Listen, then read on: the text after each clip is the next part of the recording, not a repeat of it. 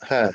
এই যে মনে করেন যে এই দেখা যেত যে কাজের কাজ নাই, সারাদিন বসে হচ্ছে খালি এই আইএসটি কিউবি নিয়ে এই মার্কেটিং, এই মানে ব্যাচ, ও কি করে মার্কেটিং কেন? মানে ব্যাচ মানে পড়ায় আর কি। ও আচ্ছা, ও তো আমার স্টুডেন্ট। এই তো মনে হচ্ছে কি 100% গ্যারান্টি সহকারে পড়ায়। আচ্ছা, কিন্তু ও ও পড়ায় যাদের তাদের পরীক্ষা টরীক্ষা দিচ্ছে এরকম দেখি না তো খুব একটা।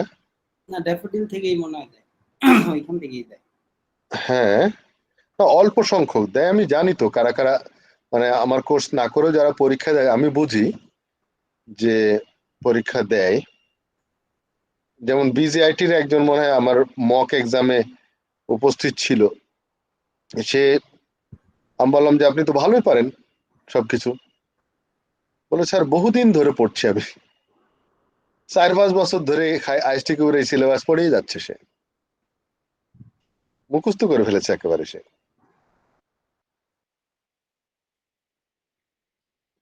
হ্যাঁ,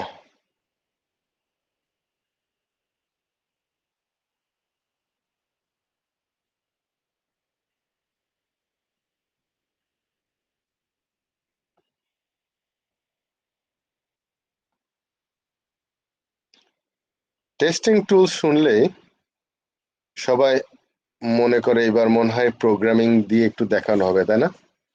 মনে হয় যে ইনস্টল করে একটু যদি চালিয়ে দেখতে পাইতাম তাহলে খুব ভালো হতো না? অ্যাকচুয়ালি এই এই এটা হচ্ছে ফ্রেমওয়ার্ক। আপনার গতকালকে আমি যে স্পিচ দিয়েছি মোটামুটি কাভার করার চেষ্টা করছি ফুল স্ট্যাক টেস্টিং এর জন্য, যাতে একটা গাইডলাইন পাওয়া যায়। তো আমরা যতই অটোমেশনের দিকে যাই না কেন, মূল ফ্রেমওয়ার্ক না জানলে আসলে লাভ নাই। সো এই জন্য এই ফ্রেমওয়ার্ক গুলো ইম্পর্টেন্ট। যেমন এই ফ্রেমওয়ার্ক বলতে আসলে আইএসটি কিউবের এই সিলেবাসটার কথা বলা হচ্ছে ফ্রেমওয়ার্ক। আদারওয়াইজ যখন যে অর্গানাইজেশনে যাবেন সেই সময় যে টুলস তারা ব্যবহার করবে সেটা শিখে নিলেই হয়, এর এমন এমন ব্যাপার কিছু না। মনে করেন যে আপনার একটা অর্গানাইজেশন বললো আপনি কি এক্সেল জানেন না, একটু শিখে নেন, তো কয়দিন লাগবে আপনার শিখতে? হয়তো 10-12 দিন লাগবে ভালো করে একটু শিখতে। ওরকম জাস্ট একটা টুলস। বাট যদি টুলস বা অটোমেশন করতে চান তাহলে অবশ্যই প্রোগ্রামিং ল্যাঙ্গুয়েজে জানা না থাকলে আসলে অটোমেশনের দিকে যেতে পারবেন না, কারণ বুঝবেন না তখন আর। তার মানে টেস্টিং বোঝা না, আসলে প্রোগ্রামিং বোঝা। সো অনেক প্রোগ্রামিং ল্যাঙ্গুয়েজ কোনটা করবেন, সব থেকে বেশি সাপোর্ট করে হচ্ছে যত টুলস আছে বেশিরভাগ সাপোর্ট করে হচ্ছে জাভা। সো জাভাটা শেখাটা হচ্ছে আসলে টেস্টারদের জন্য খুব জরুরি। বাট ওই প্রোগ্রামিং এর মতো অতটা ডেপথে দরকার নাই, দরকার হচ্ছে basic knowledge of object orientation, এইটা খুব ইম্পর্টেন্ট। হুম, তা আমি ভাবছি যে একটা টেস্টারদের জন্য জাভা ল্যাঙ্গুয়েজের একটা ব্যাচ তৈরি করব আমি, যারা শিখতে চায় জাস্ট জাভা। যাতে করে আপনার অটোমেশনে যাওয়া যায়। কারণ আমি আমি চিন্তা করছি যে ফ্রেমওয়ার্ক সাথে যদি আমি অটোমেশনে যাই, যে প্রি রিকুইজিট লাগবে টেস্টাররা পেরে উঠবে না তখন, যারা হচ্ছে প্রোগ্রামিং জানে না। সো ওইটার প্রি রিকুইজিট হিসাবে জাভাটা আসলে শেখা দরকার। হুম, এনিওয়ে আমরা আজকে দেখবো টেস্টিং টুলস। 33টা স্লাইড আছে, থ্যাংক ইউ এন্ড সহ, তার মানে হচ্ছে 31টা স্লাইড মোট। তো 31টা স্লাইডে আমাদের 30টা স্লাইড, কারণ এটা তো ইন্ডেক্স। 3টা এজেন্ডা আছে আমাদের, 3টা এজেন্ডা। একটা টাইপস অফ টেস্ট টুলস, খুব সহজ। এই চ্যাপ্টারটা থেকে সহজ আর কোনো চ্যাপ্টারই নাই, জাস্ট গল্পের মতো দেখে নিলে হয়। আমি যদি নাও পড়াইতাম আপনারা যদি স্লাইড গুলো এমনি চোখ বলে যেতেন হয়ে যেত। তারপরেও আমি বলে দিচ্ছি, সেটা হলো টাইপস অফ টেস্ট টুলস, কত ধরনের টুলস আছে। এরপর এটা effective use of test tools. Test tools নিলেই হলো না, টেস্ট টুলসকে ইফেক্টিভলি ইউজ করা জানতে হবে। ইফেক্টিভ বলতে যে একটা টুলসে আপনি ভালো ইউজ করতে পারেন এটা বলছি না। একটা অর্গানাইজেশনের টোটাল সফটওয়্যার টেস্টিং এর যতগুলো প্রজেক্ট আছে সবগুলা কি আপনি ইউজ করতে পারেন, তাহলে ইফেক্টিভ ইউজ বলে। হ্যাঁ, না হলে একটা একটা অংশ করলেন তাহলে তো ইফেক্টিভ হবে না আসলে।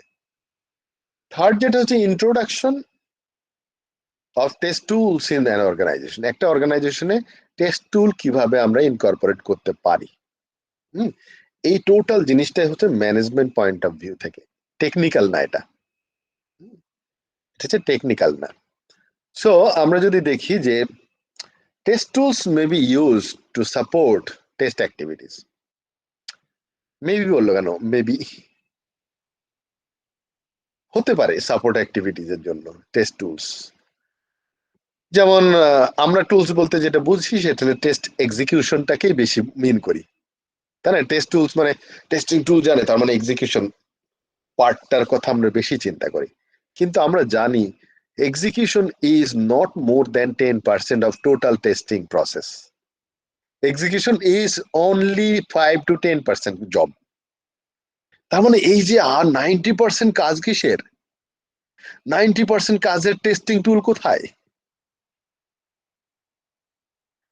তার মানে আমাদের টেস্টিং টুল বলতে শুধুমাত্র আমি ওই যে ইনপুট আউটপুট দিলাম আর অটোমেশন করলাম স্ক্রিপ্ট গুলা, আর দাম দাম করে হয়ে গেল, রিপোর্ট টিপোর্ট হয়ে গেল, দিস ইজ কত পার্সেন্ট? 10% ম্যাক্সিমাম। তাহলে আরো অনেক কিছু আছে। তার মানে এই জন্য মেবি সাপোর্ট, হ্যাঁ, এই জন্য বলছে maybe use to support test activities. তো test execution supports is referred to as a test automation. Test tools may also support other test activities. Test tools are named after the type of support they provide. তার মানে testing tools এর যে নামগুলা, যেমন যেমন load রানার শুনলে মনে হয় যে ও আচ্ছা লোড রানার, তার মানে লোড টেস্টিং এর জন্য, তাই না? যে মিটার নাম শুনলে মনে ও আচ্ছা মিটারিং করবে, তার মানে হলো পারফরমেন্স যাচাই করবে, তাই না? তারপর আমরা যদি বলি যে ইউনিট টেস্ট, নাম দিছে কি, যে ইউনিট, পিএইচপি ইউনিট, হ্যাঁ, এরকম নাম দিয়েছে। তার মানে নামের সাথে একটা প্রিফিক্স বা সাফিক্স দিয়ে তারা নামকরণ করেছে। ইন অ্যানালজি হচ্ছে কেস, কেস মানে কি? কেস টুল বলা হয় অনেক আগে থেকে, টেস্টিং আসার আগে কেস টুল এসেছিল। কেস হচ্ছে কম্পিউটার এইডেড সফটওয়্যার ইঞ্জিনিয়ারিং, মানে হচ্ছে আমরা সফটওয়্যার ডেভেলপ করার সময় যত টুলস টেকনিক্স গুলা ইউজ করা হয় সফটওয়্যার ডেভেলপমেন্টের পারপাস, সেগুলোকে বলা হয় কেস টুলস। যেমন MS Word, MS Word as a case tool, কারণ হচ্ছে সফটওয়্যারের ডকুমেন্টেশন করার জন্য এমএস ওয়ার্ড ইউজ করি। আমি একটা ডিজাইন তৈরি করার জন্য ভিজিও ইউজ করতে পারি, Visio can be a test tools. আমি প্রজেক্ট ম্যানেজমেন্ট করার জন্য এমএস প্রজেক্ট ইউজ করতে পারি, it can be test tools. আমি টোটাল পারফরমেন্সের জন্য সবকিছুর জন্য আমি জিরা ইউজ করতে পারি, জিরা can be A case tools. হ্যাঁ, কেস টুল বলা হয়। তো ডেভেলপমেন্ট সাপোর্টের জন্য যা কিছু দরকার সেগুলোকে বলা হয় কেস টুল। আর রিলেটিভলি আমরা করেছি কি, আমাদের যেহেতু টেস্টিং হচ্ছে সাপোর্টিভ অ্যাক্টিভিটিস, টেস্টিং হচ্ছে ডেভেলপমেন্টের একটা প্যারালাল অ্যাক্টিভিটিস, আমরা একটা সুপার স্পেশাল, কারণ হচ্ছে যে আমরা ডেভেলপমেন্টের উপরে এমন ভাবে প্যাকেট করে রাখি যাতে করে ডেভেলপমেন্টটা সুন্দর হয়। তার মানে আমি কেয়ার করছি ডেভেলপমেন্টটাকে, এই জন্য through out the life cycle আমাকে কেয়ার করতে করতে যেতে হয়। তো ওইটার জন্য কি করছে, আমরা কাস্ট টুলস বানিয়েছে। কাস্ট টুল, কাস্ট মানে হচ্ছে কম্পিউটার এইডেড সফটওয়্যার টেস্টিং। তার মানে সফটওয়্যার টেস্টিং এর জন্য যত ধরনের কম্পিউটার এইড আছে সেই টুলস গুলা হচ্ছে আমাদের টেস্টিং টুলস এর জন্য লাগবে, নট অনলি এক্সিকিউশন। দেন আমরা যদি ক্লাসিফিকেশনের দিকে দেখি, tools use to special task আর টু সুট।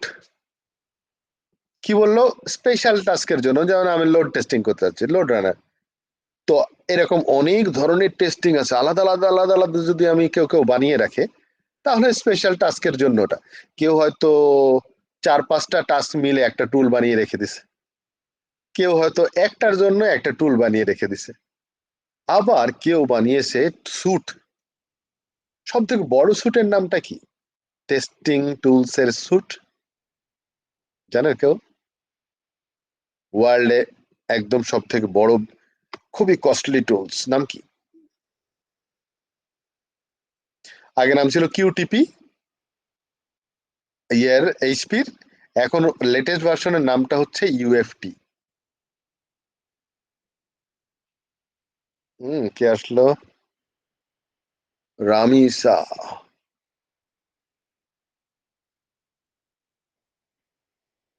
আচ্ছা, তাহলে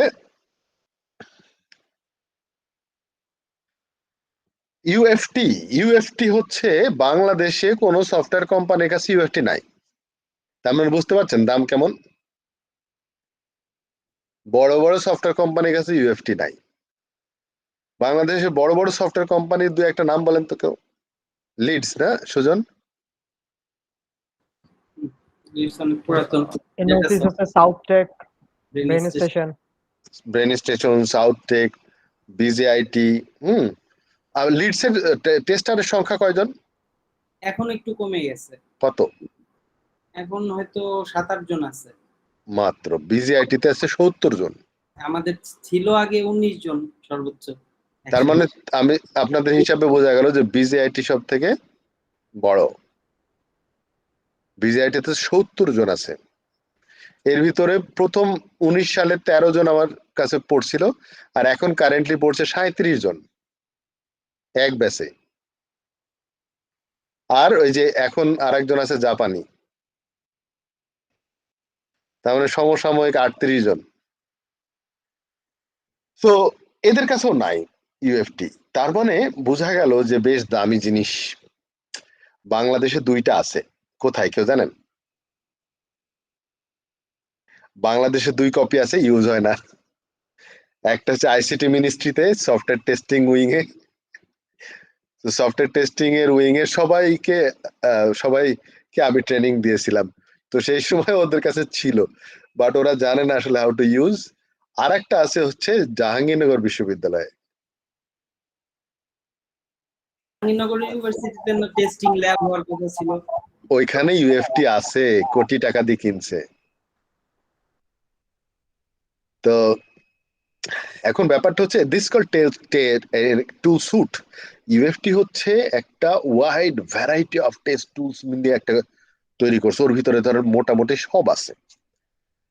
আমরা তো সাধারণত টুলস দেখলে মনে করি যে কি বলে সেলিনিয়াম না, টেস্ট টুলস এর নাম সেলিনিয়াম, কারণ এটা ফ্রি, পয়সা লাগে না কিনতে।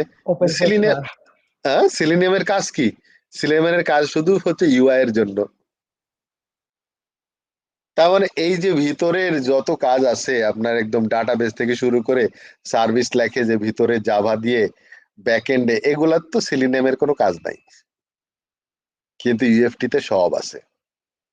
আপনার ওখানকার ইউনিট টেস্ট থেকে শুরু করে integration test, system test, UI TUI, সব কিছুর ভিতরে আছে, যার জন্য এটা খুবই costly. So this call tool sweet.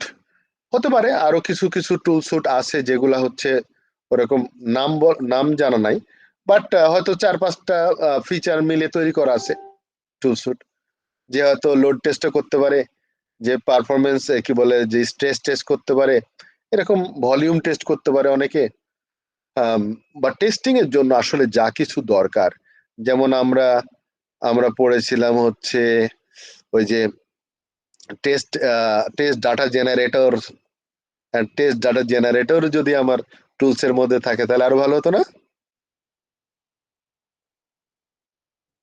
So requirements, কি বলে management system, incident management system সব মিলে যদি থাকতো, রিপোর্টিং থেকে শুরু করে, তো টেস্ট ম্যানেজারে আসলে রিলিফ হয় হচ্ছে রিপোর্টিং যদি থাকে। তো এনিওয়ে, তার মানে আমরা দেখলাম যে স্পেশাল টাস্কের জন্য কিছু টুলস, আবার নাম্বার অফ টাস্ক মিলে যদি আমি একটা স্যুট বানাতে পারি একটা, সেটাকে বলা হয় test tool suits. So single tool support one particular test task or activity, and tool suite covers several tasks and integrated several single tools. এটাকে টুল সুট বলা হয়। Intrusive test tools versus test tools that do not alter the test objects. জিনিসটা কি? একটা বলছে intrusive test tools, আর একটা হচ্ছে আরেক ধরনের টুল যেটা হচ্ছে অল্টার করতে পারে না কোনো টেস্ট অবজেক্টকে, তাহলে ইন্ট্রুসিভ মানে অল্টার করতে পারে, তার মানে, তাই তো? তার মানে রান টাইম যদি আমি কোনো অল্টার করতে পারি এমন কোন টুলস এর কেউ নাম জানেন? আমি একটু চেঞ্জ করব ভেরিয়েবল গুলা, আমি একটু চেঞ্জ করতে চাচ্ছি রান টাইম, ডেভেলপমেন্ট টাইম না, ডেভেলপের সময় তো চেঞ্জ করা যায়, কিন্তু টেস্টিং এর সময় আমি দেখলাম যে একটু চেঞ্জ করে দেখি তো সফটওয়্যারটা হয় কিনা, কেমন হয়, আইডি এরকম কোন, হ্যাঁ আইডি আইডি না, মানে এটা যেমন হচ্ছে জাভা স্ক্রিপ্ট করা যায় ইন্সপেক্ট করে, ব্রাউজারেই আছে, এগুলো ইন্ট্রুসিভ, আমি ইচ্ছা করলে চেঞ্জ করতে পারি, সিএসএস এর কালার গুলো স্টাইল চেঞ্জ করে আমি দেখতে পারি, তাই না, কেমন লাগছে। স্যার ব্রাউজারের ইনবিল্ট ডিবাগিং মোড যেটাতে হচ্ছে চেক করা হয় ওটার কথা বলছেন? হ্যাঁ হ্যাঁ হ্যাঁ, ওগুলোকে বলে ইন্ট্রুসিভ টেস্ট। সাধারণত এক্সিকিউটেবল ফাইল গুলাকে আমাদের ইন্ট্রুসিভ হয় না, সাধারণত স্ক্রিপ্টিং এর গুলাতে ইন্ট্রুসিভ হওয়ার সম্ভাবনা বেশি। So intrusive tools may interfere the execution, interfere করতে পারে, থামায় থামায় দেখতে পারি, যেমন ইন্টারঅ্যাক্টিভ ডিবাগার কিন্তু অনেকটা ইন্ট্রুসিভ টেস্ট টুলস, বাট এটা ডেভেলপমেন্ট টাইমে ডেভেলপাররা সাধারণত এটা ব্যবহার করে, যেটা হচ্ছে আমরা ডিবাগিং মোড বলি, তাই না? এটা আইডি তে আছে, এই যে সুজন যেটা বললো না আইডি তে আছে, যেমন আমরা থামিয়ে থামিয়ে দেখতে পারি। হ্যাঁ, ভিজুয়াল স্টুডিওতে কি জানো F8 F10 বা F8 দিয়ে আস্তে আস্তে আস্তে যাওয়া যায়, তাই না? ইক্লিপসে দেখবেন যে ডিবাগিং মোডে অন করলে ওই F5 F6 এটা দিয়ে স্টেপ বাই স্টেপ যাওয়া যায়। আমি ব্রেক পয়েন্ট সেট করে দিতে পারি, এখানে থামো, এসে রান করতে গিয়ে এখানে থেমে যাবে, এরপর আমি আস্তে আস্তে F5 প্রেস করলে একটার পর একটা স্টেপ গুলো যেতে থাকে আর আমাকে ভেরিয়েবল গুলো ভ্যালু গুলো শো করতে থাকে। সো ইন্টারেক্টিভ ডিবাগিং মোড সেটাকে বলা হয়। হ্যাঁ, so debugger introduce breakpoints and alter the interrupt handling. আপনারা কি কেউ দেখছেন এই বিষয়টা নাকি আমি জানেন না আপনারা? এই যে ইন্টারেক্টিভ ডিবাগিং কোন আইডি তে হাসমত জানে। হ্যাঁ, এটা হচ্ছে যারা ডেভেলপমেন্টের সাথে থাকে তারা তো এটা মুড়ির মতো ব্যবহার করতে হয় তাদেরকে। হ্যাঁ স্যার, ইনফ্যাক্ট এপিআই থেকে কোনো টেস্ট করার সময় কোনো এপিআই থেকে ঠিকঠাক মতো ডেটা আসতেছে কি আসতেছে না সেটার জন্য আসলে এটা লাগে আর কি দেখার জন্য, ইভেন টেস্টারদেরও লাগে। সেটাই টেস্টারদের তো, মানে টেস্টাররা আসলে যে কোডিং বুঝলে টেস্টারদের লাগে, আর কোডিং যারা বুঝে না ওই যে কি বলে ব্ল্যাক বক্স টেস্টিং করে তাদের লাগে না এসব, তাই না? ইভেন স্যার মানে আমার মনে হয় ব্ল্যাক বক্স টেস্টিং ও যদি হচ্ছে অ্যাটলিস্ট এপিআই সম্পর্কে বেসিক আইডিয়া থাকে সেক্ষেত্রে হচ্ছে আপনার কোনো একটা ইস্যু ট্রাবল শুট করার সময় অথবা ইস্যু রেজ করার সময় বেটার ওয়েতে করা যায়, যে পার্টিকুলার কোনো একটা এপিআই থেকে 400 দিচ্ছে বা 300 দিচ্ছে বা আপনার রেসপন্স কিংবা রিকোয়েস্টের প্যারামিটার কি যাচ্ছে না যাচ্ছে এগুলো একদম ক্লিয়ারলি পাওয়া যায় আর কি এখান থেকে। ওটা ঠিক আছে, ওটা তো হচ্ছে উপর থেকে দেখা, কিন্তু যদি কোডের ভিতরে দেখতে চাই লাইন বাই লাইন, আপনি এপিআই কল করে বসে আছেন, এপিআই তো আর কোনো কোড দেখাচ্ছে না আপনাকে, হ্যাঁ এটাই তো বলতে চাচ্ছি না, কিন্তু আপনি ইয়া করে এলিমেন্ট ডম ওয়াইজ ধরে হচ্ছে আপনার এইচটিএমএল বা হচ্ছে সিএসএস চেঞ্জ করে দেখা যায়।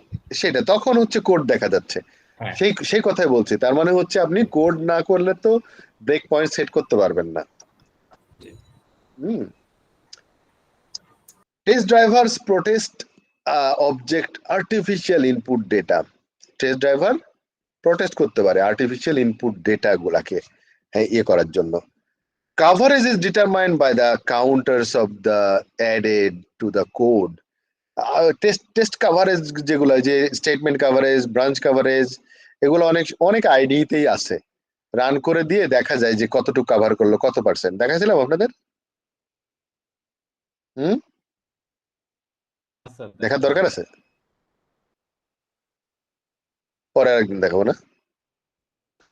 না স্যার আজকেই দেখেন। তাহলে তো আমাকে ওপেন করতে হবে।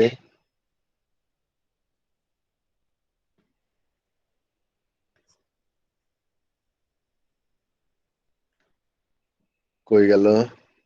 স্যার কভারেজ একদিন দেখাইছিলেন তো আই গেস। ও তাহলে তো দেখাইছি, তাই তো এই যে কেউ বলতেছে দেখি নাই। স্যার ওই স্টার দিয়ে একটা দেখাইছিলেন মনে হয় নাকি? হ্যাঁ, সবুজ রং হয়ে যায় সব। হ্যাঁ হ্যাঁ হ্যাঁ হ্যাঁ, মানে এটা সো ওখানে আপনার ইয়ে কাভারেজ কি বলে, স্টেটমেন্ট কাভারেজ আর ব্রাঞ্চ কাভারেজ দেখা যায়, কিন্তু কন্ডিশন কাভারেজ দেখা যায় না। কন্ডিশন কাভারেজ আসলে আপনাকে বুঝে করতে হবে টেবিল দিয়ে, ওই যে ট্রুথ টেবিল দিয়ে। আদারওয়াইজ এমনি এমনি কন্ডিশন কাভারেজ উপর থেকে দেখা যায় না, কারণ ইফ এর ব্রেকডাউনের ভিতরে ঢুকতে পারে না কোড। হুম, যেমন আপনার কি দেখেন ফর লুপের 3টা অংশ থাকে, তাই না? একটা ইনিশিয়ালাইজেশন, আর একটা হচ্ছে কি বলে ওই ভ্যালিডিটি চেক করে, আর একটা হচ্ছে ইনক্রিমেন্ট। হ্যাঁ, তার মানে এই 3টা অংশ আসলে কখন কাজ করে, কোন সময় লুপটা যখন সেকেন্ড টাইম ঘুরে, ফার্স্ট টাইম যখন যায় তখন কি করে, এটা কি কখনো দেখছেন, কখনো বুঝছেন? সো আমি লুপ বোঝানোর সময় এটাকে ভেঙে ফেলি স্টুডেন্টদের সামনে, ভেঙে ফেলে 3টার অংশকে আমি আলাদা আলাদা করে ফেলি, একলা ওখানে ওই ব্র্যাকেটের মধ্যে রাখি না। তাহলে এরপরে ডিবাগিং মোডে যখন দেখায়, এই যে দেখো কি হয় আসলে, কারণ ওইখানে যখন ওই ফার্স্ট ব্র্যাকেটের মধ্যে যা কিছু হয় আমার কাছে তো একটা, আমি বোঝা যায় না ওটাকে, সেটাকে ব্রেক করা। যেমন ইফের ভিতরে 2টা কন্ডিশন আছে, মাল্টিপল কন্ডিশন থাকতে পারে, বাট ইন্টারনেট ডিবাগার তো বুঝে না যে আসলে কোনটার পর কোনটা করছে, ওটা টোটালটাই একসাথে প্যাকেজ হিসাবে হয়ে যায়, যার জন্য ওটা বোঝা যায় না। সো আর যেহেতু একটা লাইন থাকে একই জায়গায়, এই জন্য কাভারেজ গুলাও ওরা টের পায় না যে কন্ডিশন কাভারেজ নাই, কিন্তু বা ডিসিশন কাভারেজ আছে। ওরা জানে যে ইফের ট্রুথ দিকে গেছে, একবার ফলসের দিকে গেছে, এই জিনিসটা বুঝতে পারে। Anyway, this is not always desired, এটা সবসময় আশা করা ঠিক না। কোনটা during performance testing the test object must work as close as the real environment as possible, কিন্তু আপনি সবসময় পাবেন না। যখন পারফরমেন্স টেস্ট করতে যাচ্ছেন, টেস্ট অবজেক্ট যেন আপনাদের একদম রিয়েল এনভায়রনমেন্টের মতো করে যেন থাকে, আদারওয়াইজ পারফরমেন্স পাবেন না। আপনি তো মনে করবেন যে আপনার এনভায়রনমেন্টে যেমন চলতেছে ক্লায়েন্টের ওখানে অমন চলবে না। আপনাদের এনভায়রনমেন্টে হয়তো সুপার ফাস্ট কম্পিউটার আছে, ক্লায়েন্ট এনভায়রনমেন্টে তো নাই, তা আপনি পারফরমেন্স কিভাবে টেস্ট করে দেখবেন?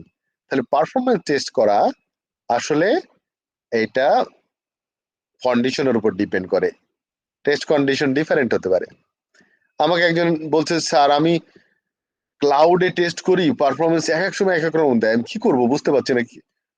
তা আমি বললাম এটা তো হবেই স্বাভাবিক, কারণ জিও মানে হোল ওয়ার্ল্ড থেকে ওই ক্লাউড ব্যবহার করছে, যে সময় হয়তো ফাস্ট পাচ্ছেন সেই সময় দেখা গেল কম ইউজার আছে, আপনাকে খুব ভালোভাবে সার্ভ করছে সে। আবার এক সময় দেখবেন যে ইউজারের লোড বেশি, আপনার পারফরমেন্স একটু কম পাচ্ছেন। এভাবে তার আপনি বুঝতে পারবেন না যে আসলে আপনার সফটওয়্যারের পারফরমেন্স কেমন। তাহলে আপনার সফটওয়্যারের পারফরমেন্স যদি বুঝতে হয়, তাহলে আপনাকে অনেক সময়ের ডাটা নিতে হবে, সকালে, হ্যাঁ, দুপুরে, বিকালে, সন্ধ্যায়, রাতে, হ্যাঁ, ভোর রাতে, এরকম করে ডাটা নিয়ে তারপরে হয়তো আপনি অ্যাভারেজ করে বলবেন বা পিকটা দেখবেন যে কোন সময় স্লো হচ্ছে, এবং সপ্তাহ ধরে নেবেন, নিয়ে তারপরে আপনি দেখবেন যে আচ্ছা পারফরমেন্সটা কি। তো সাধারণত পারফরমেন্সের দিকে যখন আমরা তাকাই তখন হচ্ছে আমরা দেখি হচ্ছে হাইয়েস্ট পিক কখন হয়, তখন আমার সিস্টেম সাপোর্ট দিতে পারে কিনা। যেমন আমি খুব ভালোভাবে, আপনি বলছেন যে চলছে চলছে, ঈদের সময় কি যখন কাস্টমারের চাপ অনেক বেশি হবে তখন লোড নিতে পারে? আপনি একটা একটা ইভেন্ট কি বলে ক্যাম্পেইন করছেন, মার্কেটিং, সেই সময় ধরেন ডিসকাউন্ট দিচ্ছেন আপনি, আপনি জানেন সে সময় আপনার সিস্টেমের কি অবস্থা হয়। এই যে আমি একটা ডিজিটাইজ প্যাড কিনেছি যাতে করে ব্ল্যাকবোর্ডের মতো ব্যবহার করতে পারি আমি। সো এটা নর্মালি দাম হচ্ছে এখানে মালয়েশিয়াতে 1100 রিঙ্গিত, মানে 22,000 টাকা বাংলাদেশি টাকায়। তো এমনি ডিসকাউন্ট দিয়ে রাখে হচ্ছে সাধারণত 1000 রিঙ্গিতে। তো হঠাৎ করে দেখলাম যে 8.8 ডিসকাউন্ট, 8.8 মানে কি, 8.8 মানে হচ্ছে আগস্ট মাসের 8 তারিখ। সো আগস্ট মাসে 8 তারিখে 2 ঘন্টার জন্য ওরা ডিসকাউন্ট দিছে এবং 2 ঘন্টায় ডিসকাউন্টের পরিমাণ হচ্ছে 4,000 টাকা জেনুইনলি। তা আমি ওই অ্যালার্ম দিয়ে রাখছিলাম যাতে করে আপনাদের ক্লাস শেষ সেই সময় রাত 12টা থেকে শুরু হবে, শেষ করার সাথে সাথে আমার কাছে অ্যালার্ম বাজলো, আমি ঢুকছি দেখি সিস্টেম হ্যাং। মানে বুঝেন, আমি 2 বার 3 বার ট্রাই করতে করতে হয়ে গেল একবার। সো লাকিলি পেয়েছি। তো আপনি পারফরমেন্স টেস্ট করার জন্য বিভিন্ন ইভেন্টুয়ালি আপনাকে এমন এমন সময় বেছে নিতে হবে সেটাতে যেন আপনি তখন মেজার করতে পারবেন, আদারওয়াইজ এটা ভ্যারি করবে। এক লোক খুব বুদ্ধিমান এবং কৃপণ, আমার আব্বা গল্প করতো যে তার বাড়ি থেকে তার ব্যবসা প্রতিষ্ঠানে আসার মাঝখানে একটা নদী পড়ে, তো ওই নদী পার হওয়া লাগে নৌকায় করে। তো লোকটা ছিল কৃপণ, প্রতিদিন 1 টাকা করে দেওয়া লাগতো। তো সে চিন্তা করলো যে একদিন বাঁশ নিয়ে উঠছে ওই গভীরতা মাপার জন্য। হ্যাঁ, কোন জায়গায় হচ্ছে 3 ফুট, কোন জায়গায় 10 ফুট, কোন জায়গায় 5 ফুট, এরকম করে এভারেজ করে দেখলো যে এটা 5 ফুট হয়। তো তার গলা পর্যন্ত, লোকটা সাঁতার জানে না। লোকটা চিন্তা করলে এভারেজ করছে, অঙ্ক ভালো বোঝে, ব্যবসাদার তো, চিন্তা করছে 5 ফুট এভারেজ, তাহলে তো পার হতে পারবো। তো 10 ফুটের জায়গায় ডুবে মরে গেছে লোকটা পরের দিনই। তো পারফরমেন্স হচ্ছে ওই টাইপের। আপনিও দেখলেন যে ও আচ্ছা এভারেজ করে বললেন যে হ্যাঁ চলবে আমার সিস্টেম, কিন্তু ওই পিক টাইমে কি করবেন? System fail. সো আমাদের সব সময় পারফরমেন্সের দিকে তাকাতে হয় একদম বটম লাইনে, হাইয়েস্ট লোড দিয়ে দেখতে হবে আপনি সিস্টেম পারে কিনা, সেটাই হচ্ছে আপনার performance. Average is not a performance. Anyway, during system testing test object must be embedded to the real time environment. Test অবজেক্টকে আপনাকে রিয়েল এনভায়রনমেন্টের সাথে এমবেড করে কাজ করতে হবে। এমন না যে আপনি ওই সিমুলেশন করে দেখতে যাবেন। তখন ধরেন আপনি এটা মোবাইল অ্যাপ বানালেন, অপিএম দিয়ে আপনি খুব সিমুলেশন করে দেখাচ্ছেন। নো, সিস্টেম টেস্ট যখন করবেন তখন রিয়েল ডিভাইসের উপর করতে হবে। রিয়েল ডিভাইস আর ইমুলেটেড ডিভাইস এক জিনিস না, কাছাকাছি যদিও। Then tools for particular implementations, depending on the types of application of the web application. Like web application এর জন্য এক ধরনের tool, particular development platform like Java, হ্যাঁ ল্যাঙ্গুয়েজ স্পেসিফিক টুলস আছে। নন ফাংশনাল টেস্টের জন্য যেমন সিকিউরিটি টেস্ট, পারফরমেন্স টেস্ট, এগুলোর জন্য টুলস আছে আলাদা আলাদা। ইন হাউস ডেভেলপমেন্ট টুলও আছে, সাধারণত যারা টুল ব্যবহার করে না তারপরেও করে, যেমন spreadsheet. Spreadsheet is a tools for test কেসের জন্য আপনার মুডির মতো ব্যবহার হয়, তাই না? স্প্রেডশিট। সিকিউএল স্ক্রিপ্ট ডেটাবেজের জন্য, ডেটাবেজ হ্যান্ডলিং করার জন্য, হ্যাঁ ডেটাবেজের হ্যান্ডেল করার জন্য টুলস। তারপরে কি বলে, যেমন ইন মেমোরি ডেটাবেজ বেরোয়েছে, ডারবি, যে আপনার ডাটাবেজই লাগবে না। তারপরে এরকম অনেকগুলো টুলস আছে যেটা হচ্ছে ডাটাবেজের মকিং করা যায়। হ্যাঁ, ডাটাবেজকে মকিং। আপনার মনে করেন ভবিষ্যতে ডাটাবেজ হবে, এখন আপনি কি করবেন? টেস্ট করবেন কি ওই যে ড্রাইভার স্টাবের মতো, তো ডাটাবেজের স্টাব বানায় রাখলেন। হ্যাঁ, যেমন কি বলে H2 একটা ডাটাবেজ আছে, ওটা ইন মেমোরি ডাটাবেজ। তারপর বেশ আর কতগুলা ডেটাবেজের আছে। আপনার কি বলে, ওইটা ছিল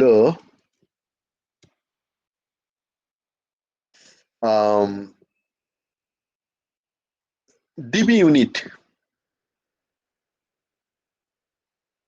ডিবি ইউনিট আছে, দেখবেন যে ওটা আসলে ডাটাবেজে না, বা ডাটাবেজের সমস্ত ফিচারই আছে ইন মেমোরি, র্যামের ভিতরে বসে থাকে।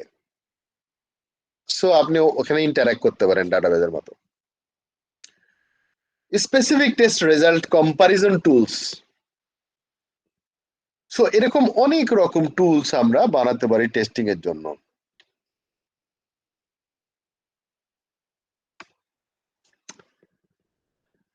নাও test management and planning tools, যেমন collecting categorising administrative test cases. আপনি টেস্ট কেসের ডাটাবেস বানালেন, একটা টেস্ট কেস যেন ইন্টারঅ্যাক্ট করতে পারে। আপনি টেস্ট কেস নর্মালি এক্সেলে রাখবেন না, আপনি রাখবেন হচ্ছে ওই টুলস এর ভিতরে। ইভলিউশন সেট অফ ম্যাট্রিক্স, হ্যাঁ, ডেসক্রাইবিং দ্য টেস্ট কেসেস।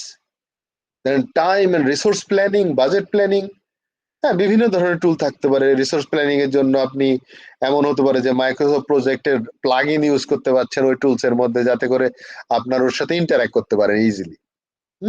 আপনি শিডিউলিং করার জন্য গুগল ক্যালেন্ডার ইউজ করতে পারেন এপিআই, যাতে করে আপনার টুলের ভিতরে যেন শিডিউলিং করা যায়। Creating test progress report, evaluating test and documenting test, এই সমস্ত জন্য আপনি টুলের ভিতরে ইনকর্পোরেট করতে পারেন আস্তে আস্তে। তারপরে interfacing to the test execution tool, তার মানে হচ্ছে কি ম্যানেজমেন্ট টুল সব সময় টেস্ট এক্সিকিউশন টুলের সাথে যদি ইন্টারফেসিং না থাকে তাহলে রিয়েল ডাটাটা পাবে না।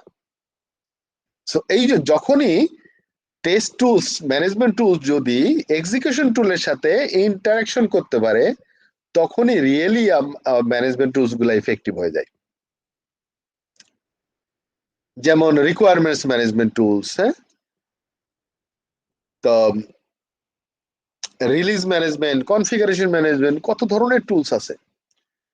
রিকোয়ারমেন্টস ম্যানেজমেন্টের মধ্যে যেমন gathering requirements on the systems, prioritising requirements, referencing, ওই যে টেস্ট কেসের সাথে আমরা একটা টেস্ট কেস টেমপ্লেটের মধ্যে পড়েছিলাম, তাই না, যে referencing to the requirements need to be tested. So সেই রিকোয়ারমেন্টস এর সাথে যদি আপনি টেস্টিং এর টেস্ট কেসের যদি লিঙ্কিং করা থাকে, ইজিলি আপনি জানতে পারবেন যে কতগুলো টেস্ট কেস এখনো বাকি আছে এই রিকোয়ারমেন্টস এর, তাই না, খুব সহজে। আর টেস্ট কেস গুলো যেহেতু এক্সিকিউশনে যাবে, তাহলে কোনটা এখন এক্সিকিউশন হচ্ছে, কোনটা হচ্ছে না, কোনটার ডিফেক্ট পাওয়া গেছে, কোন এক্সিকিউশনে রিটেস্ট হয়েছে, একটা রিকোয়ারমেন্টস এর টোটাল ট্রেসেবিলিটি খুঁজে পেয়ে যাবেন, তখন লাইফটা ইজি হবে। কনসিস্টেন্সি চেকস, ইভ্যালুয়েশনস, হ্যাঁ, দ্য ডিগ্রি অফ কাভারেজ, আমি তো বলতে পারি যে কোন রিকোয়ারমেন্টস কত পার্সেন্ট কাভারেজ, টেস্টিং এর কত পার্সেন্ট বাকি আছে। প্ল্যান করতে পারেন আপনি, যে ডেভিয়েশন গ্রাফ করতে পারেন, যে আমার এই প্ল্যানিং পাথ দিয়ে যাচ্ছে, আদারওয়াইজ আপনি ডাটা পাবেন না। সো আপনাকে সব ম্যানুয়ালি বানাতে হবে এক্সেলে বসে বসে as a test manager. Incident management tools আমরা তো অলরেডি এটা পড়েছি।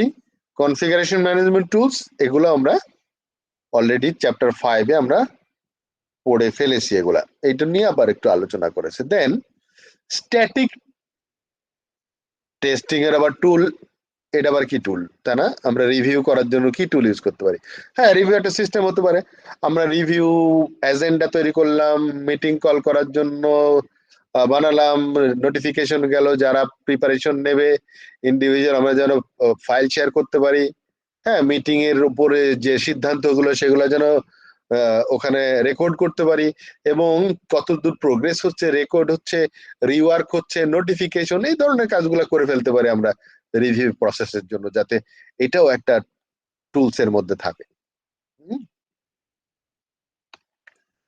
দেন স্ট্যাটিক অ্যানালাইসিস, আমরা তো দেখছি কন্ট্রোল ফ্লো গ্রাফ, তারপরে ডেটা ফ্লো অ্যানোমালি চেক করার জন্য, লিঙ্ক চেক, যেমন HTML এর বা XML কোড দিয়ে লিঙ্ক চেক করা যায়, হ্যাঁ, এক্সপাথ ইউজ করা যায়, হ্যাঁ, এরকম অনেকগুলো টুলস ইউজ করা যায়, যেটা হচ্ছে মডেল বেসড টেস্ট টুলস, যেমন অ্যানালাইসিস অফ ডেটা মডেলস, যে আপনি যদি কনসিস্টেন্সি চেক করতে চান যে রিলেশনশিপ গুলো ঠিক আছে কিনা, আপনি টাপল টাপল কি বলে অ্যালগোরিদম ঠিক আছে কিনা, কারণ রিলেশনাল ডাটাবেজের যে রিলেশনশিপস গুলো আছে সেগুলা কি আপনার টুলস এর মধ্যে যদি দিতেন, যে টেবিলের স্ক্রিপ্ট গুলা, ডাটাবেজের স্ক্রিপ্ট গুলা দিয়ে আমি একটু ভেরিফাই করে দাও তো, টুলস গুলো আপনাকে সাজেশন দেবে যে টুলস এর মধ্যে কোনটা রিলেশনশিপে গন্ডগোল আছে কি না আছে, পারফেক্ট আছে, রিপোর্ট করে দেবে, আপনার কোনটাতে ইন্ডেক্স করা উচিত, কোনটাতে করা উচিত না, এই সমস্ত যদি আমাকে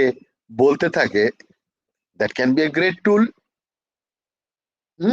ইভেন আপনি একটা কোয়েরি লিখলেন, সে কোয়েরিটা আপনাকে যদি বলে দেয় যে কোয়েরিটা পারফেকশন কি পরিমাণ হয়েছে বা এর কস্টিং কতটুকু হয়েছে, অবশ্য ডাটাবেজের ভিতরে এগুলো থাকে, দ্যাট ক্যান বি টুল। আপনাকে যে বানাইতে হবে এমন তো কথা না যে আপনি একটা কোয়েরি চালানোর সময় আগে দেখে নিলেন কস্টিং কত হয়, ডাটাবেজের কোয়েরি কস্ট, নাম শুনছেন এটা?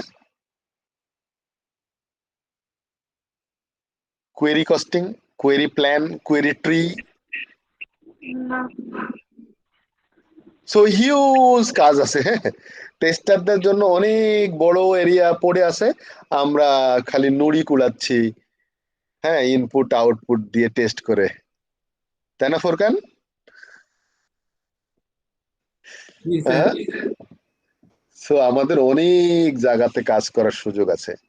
সো আমরা যতদূর কাভার করতে পারবো তত আমাদের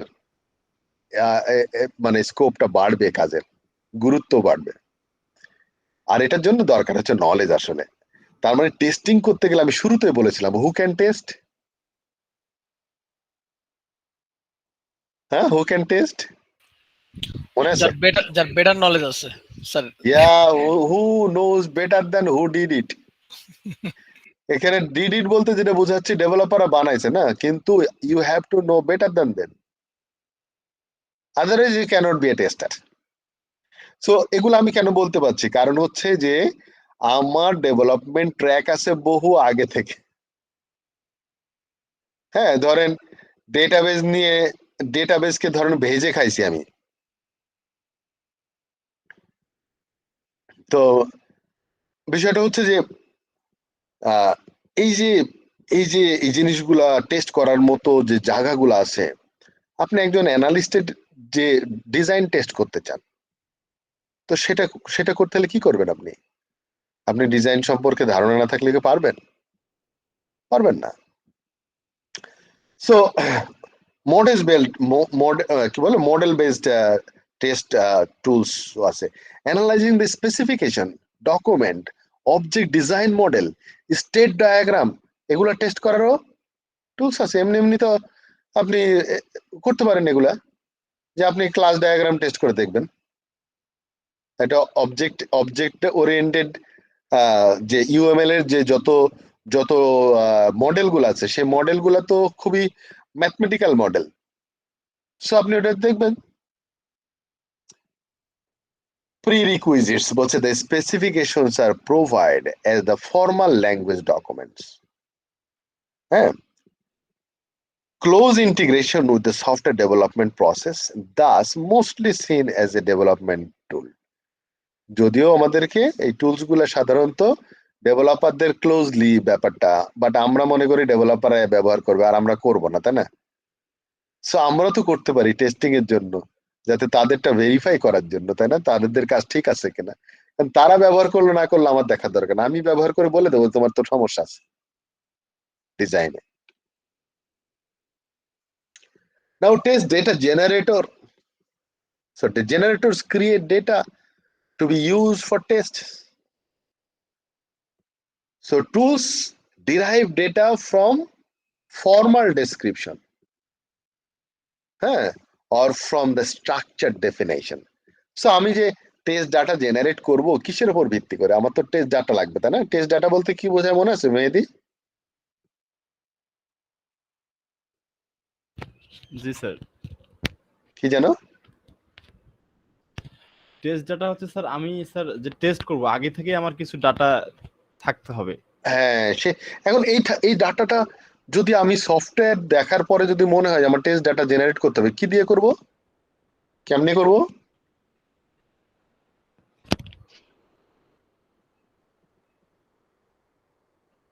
অনেকগুলা পয়েন্ট অফ ভিউ আছে। যদি আমার কাছে ডাটাবেজের স্ট্রাকচার থাকে তাহলে তো সহজ। তার মানে টেবিল গুলো আমার জানা আছে, আমি স্যাম্পল ডেটা জেনারেট করে ওর ভিতরে ইনসার্ট কমান্ড দেব, এমন ভাবে লিখবো যাতে কি ইনসার্ট কমান্ড চলতে থাকে। মিলিয়নস অফ কি বলে 1 মিলিয়ন রেকর্ড ইনসার্ট করার জন্য আমি কিছু লিখবো। আমার তো দরকার হচ্ছে ডেটা, আমার দরকার নাই যে মেহেদির নাম বানান ঠিক আছে কিনা। আমি যদি এখন পার্সোনাল ইনফরমেশন রাখতে চাই 1 মিলিয়ন, তা আমি কি দেবো? র্যান্ডমলি কিছু ওয়ার্ড চুজ করে আমি দিতে থাকবো, হোক না সেটা মানে মিনিংফুল আর মিনিংলেস, আমার তো জানার দরকার নাই। আমার দরকার হচ্ছে টেক্সট, তাই না? আমার দরকার হচ্ছে অ্যাড্রেস, ওকে, সিটি। আমি বলবো যে হ্যাঁ, বাংলাদেশে যতগুলা ডিস্ট্রিক্ট আছে, 64টি ডিস্ট্রিক্ট, আমি চাই 64টা ডিস্ট্রিক্টেরই ইভেন্টলি অথবা পার্সেন্টেজ অনুসারে, হ্যাঁ, ঢাকা ডিভিশনে বেশি লোক, বরিশাল ডিভিশনে এত পার্সেন্ট লোক, এরকম ভাবে সেট করা থাকবে। ও দুম করে অত পার্সেন্ট লোকের কাছে চলে যাবে হচ্ছে ঢাকার সিটিটা, বা আমি যদি বলি ডিভিশনটা। আমি বললাম যে 1 মিলিয়নের ভিতরে যদি 8টা ডিভিশন হয়, আমি ধরলাম 1 মিলিয়ন মানে তো 10টা, তো আমি বললাম যে 3 মিলিয়ন লোক বা 4 মিলিয়ন লোক হলে ঢাকা হবে। সো আমি ওভাবে স্পেসিফিকেশন করে দিলে আমি ইজিলি এগুলা তৈরি করে ফেলতে পারবো। সো এটার জন্য ডাটাবেজ স্ট্রাকচার যদি আমার কাছে থাকে আর ডাটাবেজ নিয়ে কাজ করার অভিজ্ঞতা থাকে, এইসে 1-2 ব্যাপারে এই ডাটা জেনারেশনের। কিন্তু সবসময় আপনার কাছে ডাটা থাকবে না। যদি আপনি ইউআই টেস্টার হন, তাহলে তো আপনি জানেন না ডাটাবেজ কি আছে, তাহলে কি করবেন? তাহলে আমাকে এমন কাজ করতে হবে যাতে করে ইউআই থেকে যেন ডাটা জেনারেট করা যায়। সো এরকম অনেকগুলা প্রক্রিয়া আছে ডেটা জেনারেট করার জন্য। So will not replace human effort, যে আপনি যেটা এভাবে জেনারেট করছেন বলে যে হিউম্যান এফোর্ট অটোমেটিক্যালি বন্ধ হয়ে যাবে তা না। মেশিন যত ডাটা জেনারেট করুক, কিছু হিউম্যান এফোর্ট দেওয়া লাগে যে ডাটাগুলো ঠিক আছে কিনা চেক করার জন্য। কিছু যদি উল্টাপাল্টা হয়, মানুষ যেন ঠিক করতে পারে। বাট মোস্টলি তারা বানিয়ে দেয়, মেশিন বানিয়ে দিচ্ছে, আর আমরা শুধু ওটাকে জাস্টিফিকেশন করার জন্য দরকার আছে। Intentional knowledge of the test objects. So আপনি টেস্ট অবজেক্ট সম্পর্কে গভীর ধারণা থাকা লাগবে। And data generated automatically will often need to rework manually. আমি জেনারেট করার পরেও আমার ম্যানুয়ালি কিছু চেঞ্জ করা লাগবে। আপনি দেখবেন যে অনেক ডাটার মধ্যে কিছুটা গার্বেজ থাকবে, হয়তো একটু স্পেস উল্টাপাল্টা হয়ে গেছে, হ্যাঁ, ঠিকঠাক করে নেওয়ার জন্য হিউম্যান এফোর্ট দেওয়া লাগবে। So tools are specified depending on the source of the data. যেমন ডেটাবেস ডিজাইন যদি থাকে, সোর্স কোড যদি থাকে আপনার কাছে, ইন্টারফেস স্পেসিফিকেশন যদি থাকে, অবজেক্ট স্পেসিফিকেশন যদি থাকে, সো এগুলা থেকে, এই স্পেসিফিকেশন গুলা থেকে আমরা ডাটাবেস ডেটা জেনারেট করতে পারবো, টেস্ট ডেটা। তার মানে টেস্ট ডাটা জেনারেটরের জন্য টেস্ট বেসিস কোনটা? এই যে যেগুলো বললাম এতক্ষণ, এগুলো হচ্ছে test basis for test data জেনারেটরস। হ্যাঁ, সিমিলার টু টেস্ট বেসিস বলা ঠিক হবে না, কারণ টেস্ট বেসিস আমরা বলি টেস্ট কেস ডিজাইনের ক্ষেত্রে। টেস্ট ডাটা জেনারেটরের জন্য আমার যে অ্যানালাইসিস যে পার্ট, সেটা হচ্ছে এই যে ডাটাবেস, সোর্স কোড, হ্যাঁ, তারপরে ইন্টারফেস এন্ড অবজেক্টস। এগুলা দেখলে আমরা বুঝবো যে কি ধরনের ডাটা জেনারেট করা দরকার। Database related test data generator, they generate data from the database, from the flat files they derive. So আমি ডাটাবেজের স্ট্রাকচার, ডাটাবেজের স্ক্রিপ্ট, এগুলা থেকেও ইজিলি তৈরি করে ফেলা যায়। কোড বেস ডেটাবেস জেনারেটর, যেমন they generate test data from source code. আচ্ছা, source code থেকে ডাটা কিভাবে জেনারেট করব? সোর্স কোডের মধ্যে কি আছে? ভেরিয়েবলস। সোর্স কোডের মধ্যে এন্টিটি ক্লাস, সেখানে কিন্তু ডেটাবেজের স্ট্রাকচারটা মোটামুটি দেওয়াই থাকে, কারণ আমি যেগুলো ওই ডাটা নিয়ে তো কাজ করছি। সো ক্লাসের ইনস্ট্যান্স ভেরিয়েবল গুলা আমি চিন্তা করতে পারি, that will be our test data.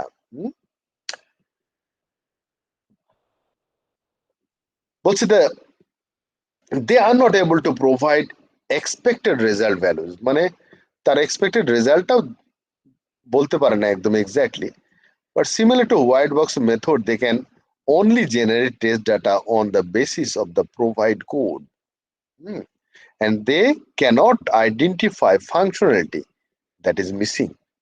যদি কোনো ফাংশনালিটি মিসিং থাকে, তার আর ওটার খুঁজে পায় না সে, কারণ ডেটাবেজ হচ্ছে অ্যাকচুয়ালি ডেটার কাজ। কিন্তু যদি আমার কাছে ডেটাবেজ স্ক্রিপ্ট না থাকে, তাহলে আমরা কোড বেস দিয়ে করতে পারি, বাট কোডের মধ্যে যদি ফাংশনালিটি কোনো ল্যাগ থাকে বা মিসিং থাকে, তাহলে আর আমি পারবো না। তো ইন্টারফেস রিলেটেড টেস্ট ডেটা জেনারেটরস, যেমন যদি আমরা ফর এক্সাম্পল, যে যদি এমন থাকে যে কি বলে HTML ডোম আছে, ডোম HTML এর ইনপুট যে ফিল্ড গুলো আছে সেগুলো তো আমার ডেটা, তাই না? সো আমরা যতগুলো ফর্ম আছে HTML এর ফর্মের যে ইনপুট ফিল্ড গুলো আছে সেই ফিল্ড গুলা নিয়ে আমরা টেস্ট ডেটা জেনারেট করতে পারি, যে আমরা এগুলা দিয়ে টেস্ট করবো, তাই না? সো আমরা এগুলা থেকে কি বলে আমাদের প্রত্যেকটা ফিল্ডের আমরা বাউন্ডারি ভ্যালু অ্যানালাইসিস করে বা ইকুইভ্যালেন্স ক্লাস পার্টিশন করে বলতে পারি যে এই ভ্যালুগুলার জন্য কি কি ডাটা থাকা দরকার।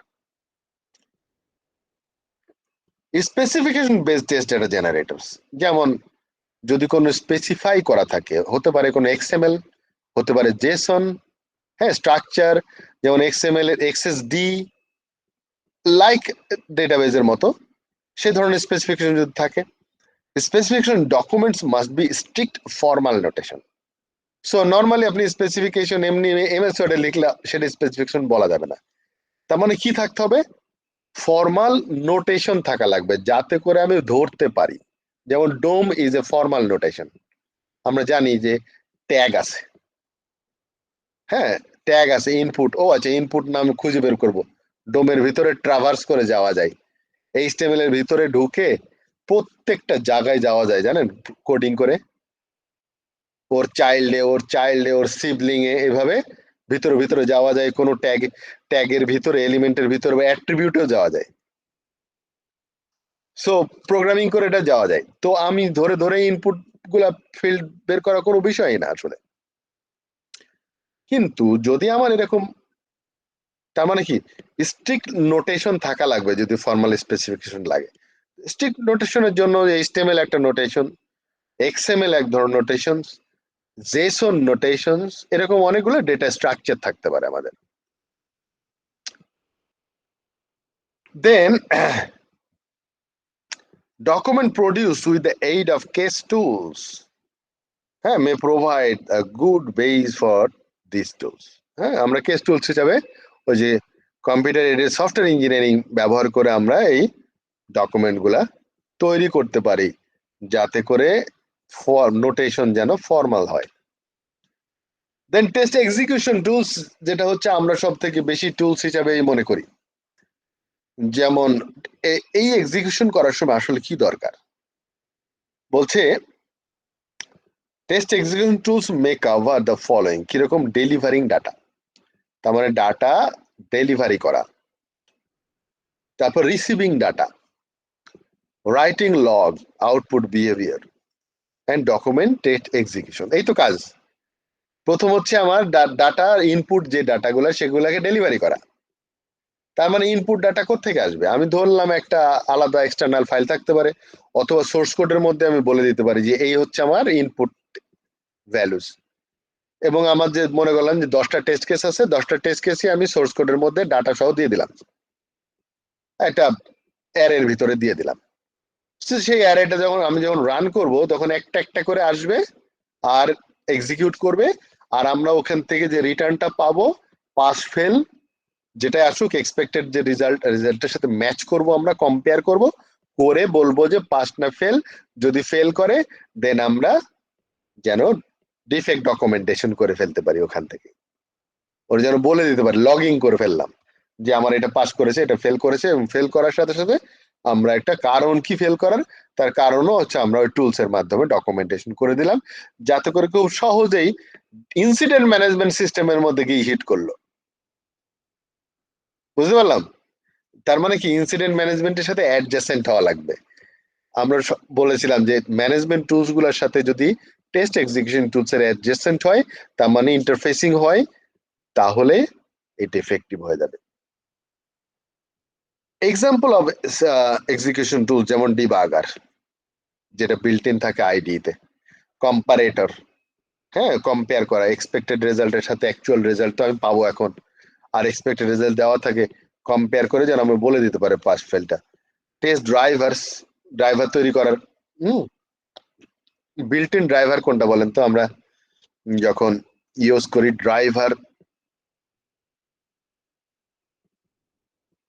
ড্রাইভার বলতে আমরা কি বুঝি জানো? Test driver like staff, sir. Test driver, staff না, ড্রাইভার আর স্টাফ তো দুটো আলাদা টার্ম ছিল। ড্রাইভার মানে হচ্ছে যে টেস্টিং কে এক্সিকিউট করে, যে ড্রাইভ করে বেসিক্যালি। স্টাফ তো হচ্ছে সাপোর্টিভ কাজ, যে আমার ওই টেস্টিং এর জন্য টেস্ট কম্পোনেন্টের যে অ্যাক্টিভিটিসটা করা দরকার তার জন্য যাদেরকে দরকার ছিল তারা এখন রিয়েলি নাই, বাট তার জন্য আমি একটা ডামি বানাইছি, সেটা স্টাফ। কিন্তু ড্রাইভার বলতে যেটা বোঝায় সেটা হচ্ছে যারা এই টেস্টকে এক্সিকিউট করছে। তো এই টেস্টকে এক্সিকিউট করে যেগুলা, যেমন আমরা প্রথমেই বলি যে কোনো সফটওয়্যার ডেভেলপমেন্ট বা যে কোনো আইডিতে বা যে কোনো ল্যাঙ্গুয়েজে একটা প্রথম যে ড্রাইভার দিয়ে আমরা শুরু করি সেটা যে main method. Main method is call the driver method.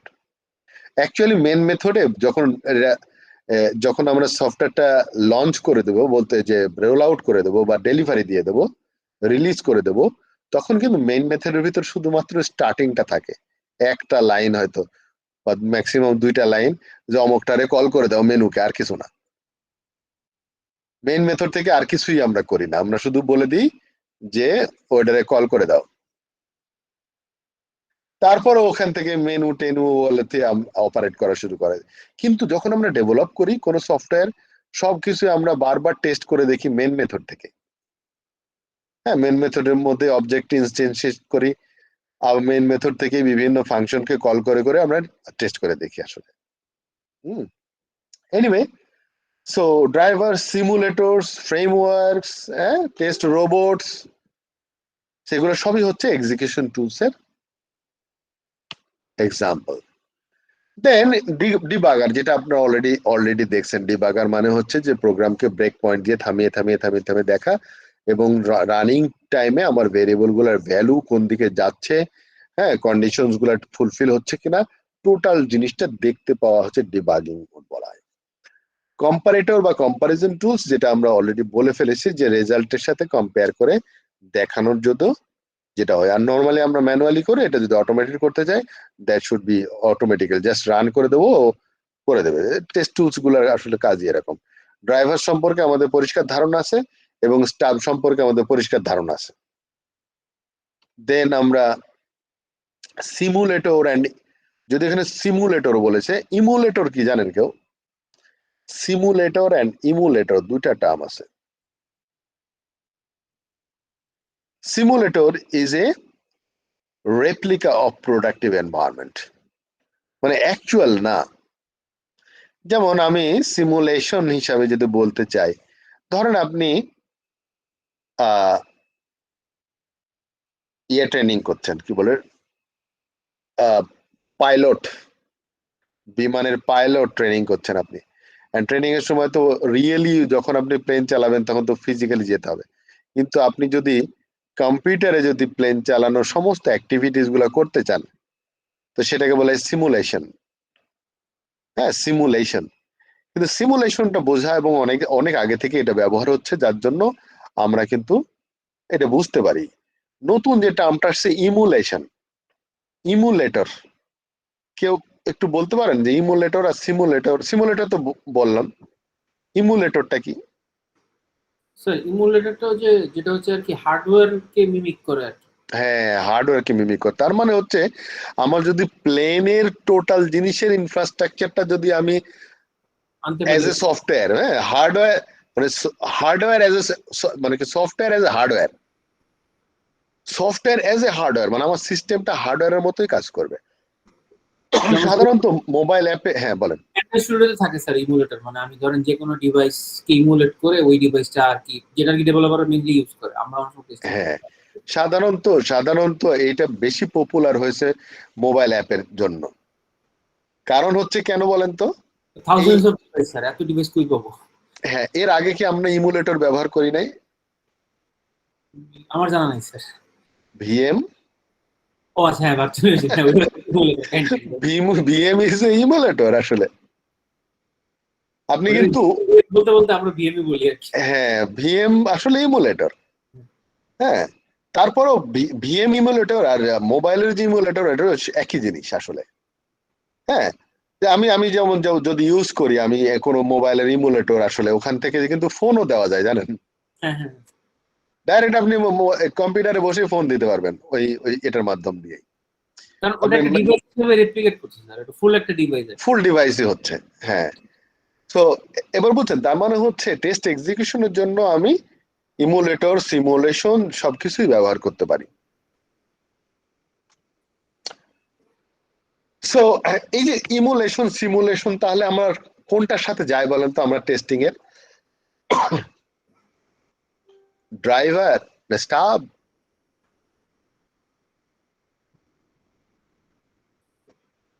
হার্ডওয়্যারের স্টাফ বলা যায় এটাকে।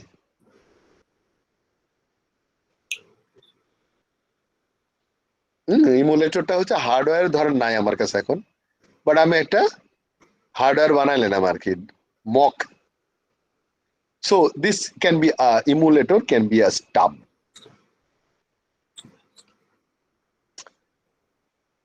Then test robot, test robot actually এই সমস্ত জিনিসগুলাই হচ্ছে যেন সে টোটালি অটোমেটেড করে করতে পারে। যে রোবট যেমন কাজ করে এরকম, হ্যাঁ, সেগুলো যেন টোটাল জিনিসটা ডিরেক্টলি যেন কাজ করতে পারে ওটার সাথে। সো যেমন may address external interface of the test object directly, ইন্টারফেসকে সরাসরি ইউজ করতে পারবে, অ্যাড্রেস করতে পারবে। May accept or supply data, নিজে নিজেই ডাটা সাপ্লাই করতে পারবে এবং রান করতে পারবে। তার মানে আমি যদি রোবট সেট করে দিই, আমি না কাজ করে রোবটকে দিয়ে করাবো সব। রোবট যেন নিজেই সে লঞ্চ করবে, ড্রাইভ করবে এবং সে ডাটা সাপ্লাই করবে, মানে ইনপুট ডাটা সাপ্লাই করবে, সে রান করার পরে কম্পেয়ার করার করবে, করে রেজাল্ট মিলাবে এবং সে জিনিসটা আবার ক্যাপচার রিপ্লের মাধ্যমে বারবার করতে পারবে যাতে করে রিগ্রেশন টেস্ট করা যায়, হ্যাঁ, স্ক্রিপ্ট গুলাকে। তার মানে আমি ওকে একটু লার্ন করাই দেবো যে হাউ টু ডু, এরপরে রোবট নিজে নিজেই কাজ করতে পারবে। টেস্টিং এর জন্য আমরা রোবট ইউজ করতে পারি। সো লাস্টে দেখেন যে well suited for regression testing, exploratory testing এর জন্য রোবট ভালো।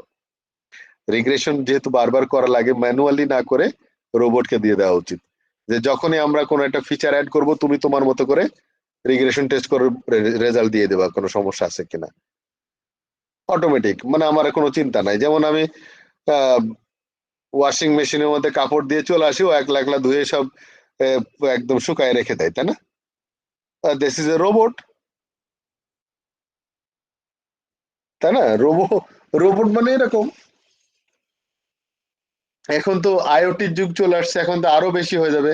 আমি গাড়ি চালাতে মনে করলাম যে আমি আজকে লাঞ্চটা করা দরকার, তো ওখানে কমান্ডটা দিয়ে দিলাম যে অমুক মেনু, যাও, শেষ, আর কিচ্ছু করা লাগবে না, খালি বাটনটা চাপ দিয়ে দিলাম, অমুক মেনু সেট করা আছে আমার, রান্না টান্না করে রেডি করে রেখে দিছে ওয়ার্ম মোডে, আমি আসার সাথে সাথে গরম খাবার।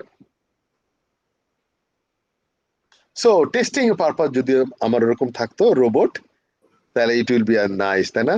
তাহলে আমাদের চাকরি বাকরি আর থাকতো না, তাই তো? সবাই টেনশনে পড়ে যায়, অটোমেটেড হয়ে গেলে আবার যারা অটোমেশন করছে তাদেরই চাকরি থাকবে না। তাদেরকে তো স্যার লার্ন করাইতে হবে, তারা তো সারা জীবন থিংস আর চেঞ্জিং স্যার, জিনিস আপডেট হয়ে তাদেরকে আপডেট করতে হবে। হ্যাঁ, তো কনসেপ্টটা হচ্ছে না, রোবটের মানে যখনই অটোমেটেড হয়ে যায় তখন হয় কি, আমার এত বেশি ওয়ার্কিং পিপল দরকার হয় না, তখন ওই ম্যানেজার টাইপের লোকই পারে তখন হ্যান্ডেল করতে। আসল কথা হচ্ছে আমরা যখন অটোমেশন করি, কোন পার্টটা অটোমেশন করা যায়? রেগুলার কাজের অটোমেশনটা সহজে করা যায়। রেগুলার কাজ কারা করে? নিচের লেভেলের লোকজন, ক্লারিক্যাল কাজ, একই কাজ রোজ রোজ করতে থাকে। তো সেইগুলো আমরা চিন্তা করি আরে ক্লার্ক দরকার নেই, আমার একটা ক্লার্ক বানাইনি, সফটওয়্যার ক্লার্ক, সেই করে দেবে, এরপর তো ক্লার্কের চাকরি থাকলো না। কিন্তু আমার থাকবে, কারণ হচ্ছে আমি জানি কিভাবে অপারেট করতে হয়, আমি জানি ডিসিশন মেকিং করতে হয়, এই জায়গাগুলোতে মানুষের লাগবেই, কিন্তু ওই শ্রমিক লাগবে না আর। তাহলে শ্রমিকের চাকরি থাকছে না, তাই তো? তাহলে শ্রমিকদের অন্য শ্রম বানাতে হবে, ডাটা শ্রমিক। তোমাদের কাজ হচ্ছে ডেটা ক্যাপচারিং করে নিয়ে আসো, ডেটা নিয়ে কাজ করো, ওদের কাজ তখন আরেকটু ইন্টেলেকচুয়াল হবে। মানুষ তো, মানুষ কেন রেগুলার কাজ করতে যাবে বলেন? মানুষের তো উচিত না যে অ্যাকাউন্টিং সিস্টেম ইনপুট করা, ভাউচার ইনপুট করবে আর বসে বসে রিপোর্ট করবে, কেন? আমি কেন এই কাজ করতে যাবো? অ্যাকাউন্টেন্সি ডিপার্টমেন্টই থাকার দরকার নাই। হ্যাঁ, মানুষের ব্রেইন হবে তখন, তারা চিন্তা করবে, ফাইন্যান্স নিয়ে কাজ করবে, ইনভেস্টমেন্ট অ্যানালাইসিস করবে, নতুন প্রোগ্রেস দিয়ে কাজ করবে। কেন রেগুলার কাজ করতে যাবে মানুষ? তো আস্তে আস্তে ওগুলা রিপ্লেস হয়ে যাবে, যখন আস্তে আস্তে মানুষও কাজ পেয়ে যাবে অন্য কাজ। আর মানুষের প্রয়োজনের তাগিদেই মানুষ চেঞ্জ করে ফেলবে নিজেকে। পেটে টান যখন পড়বে না, বুদ্ধি বেশি হয়, জানেন?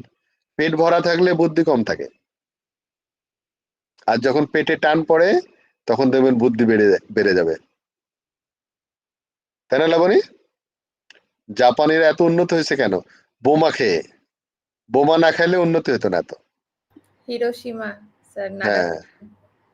হিরোশিমা ওদের সীমা অতিক্রম করে ফেলেছে। সেই জন্য বাড়ি খাওয়ার দরকার আছে মাঝে মাঝে, তাই না? না বাড়ি খেলে বুদ্ধি বাড়বে না। দেন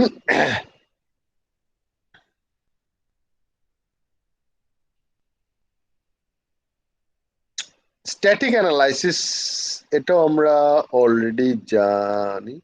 আচ্ছা, tools for test analysis and test object analysis, এটা হচ্ছে অ্যানালিটিক্যাল কাজের জন্য, টেস্ট অ্যানালিস্টের যে কাজ। So they are named accordingly to their use, যেমন dynamic analysis, analysis of coverage, static analysis. আমরা এই ধরনের টুলস আমরা দেখেছি অলরেডি কাভারেজের জন্য, হ্যাঁ, ডাইনামিক অ্যানালাইসিসের জন্য। এগুলা ডাইনামিক অ্যানালাইসিসের ব্যাপারটা কি বুঝতে পারছেন আসলে ডাইনামিক্সটা কি? স্ট্যাটিক অ্যানালাইসিস আমরা কন্ট্রোল ফ্লো চার্ট এগুলা দিয়ে করে ফেলতে পারি, data flow analysis. Dynamic analysis তো কোনটা হতে পারে বলেন তো কেউ?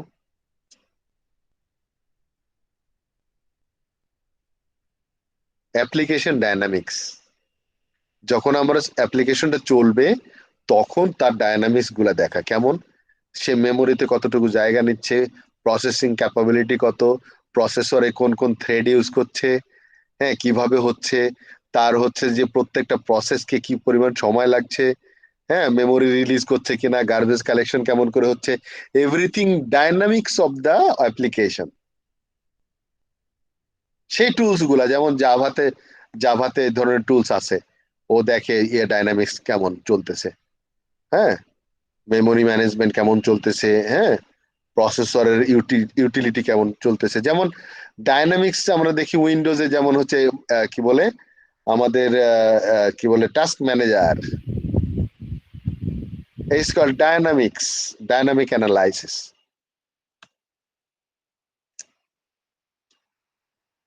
অ্যানালাইসিস অফ কাভারেজ, এটা আমরা অলরেডি জানি। ডায়নামিক অ্যানালাইসিস হচ্ছে যেমন main support, dynamic testing already বলে ফেলেছি আমরা। তারপরে হচ্ছে টেস্ট মনিটরিং, হ্যাঁ, অবজেক্ট আর সিস্টেম তখন আমার কাছে একটাই, যখন আমার টেস্ট মনিটরিং করি।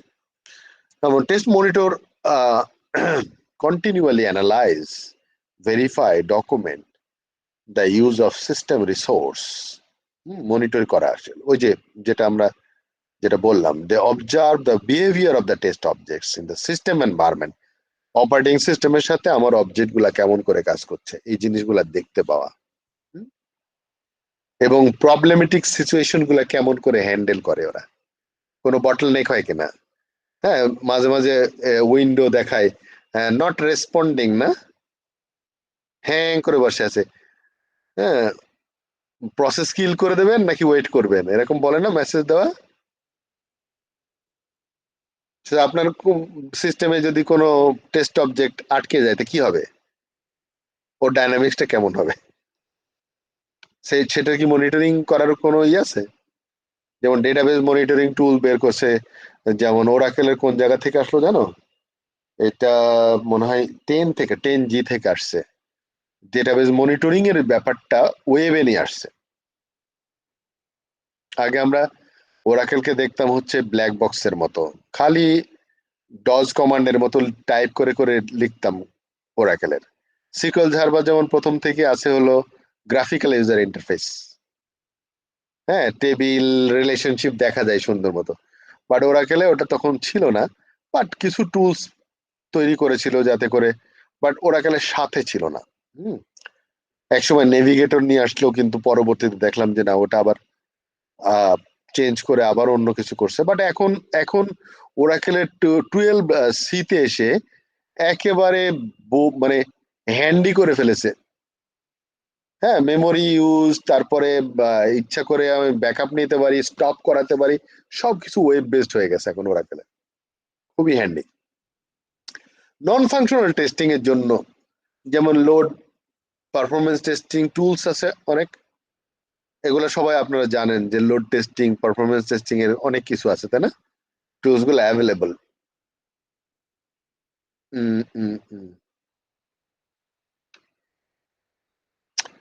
সো আমাদের গেল types of test tools and effective use কেমনে করব।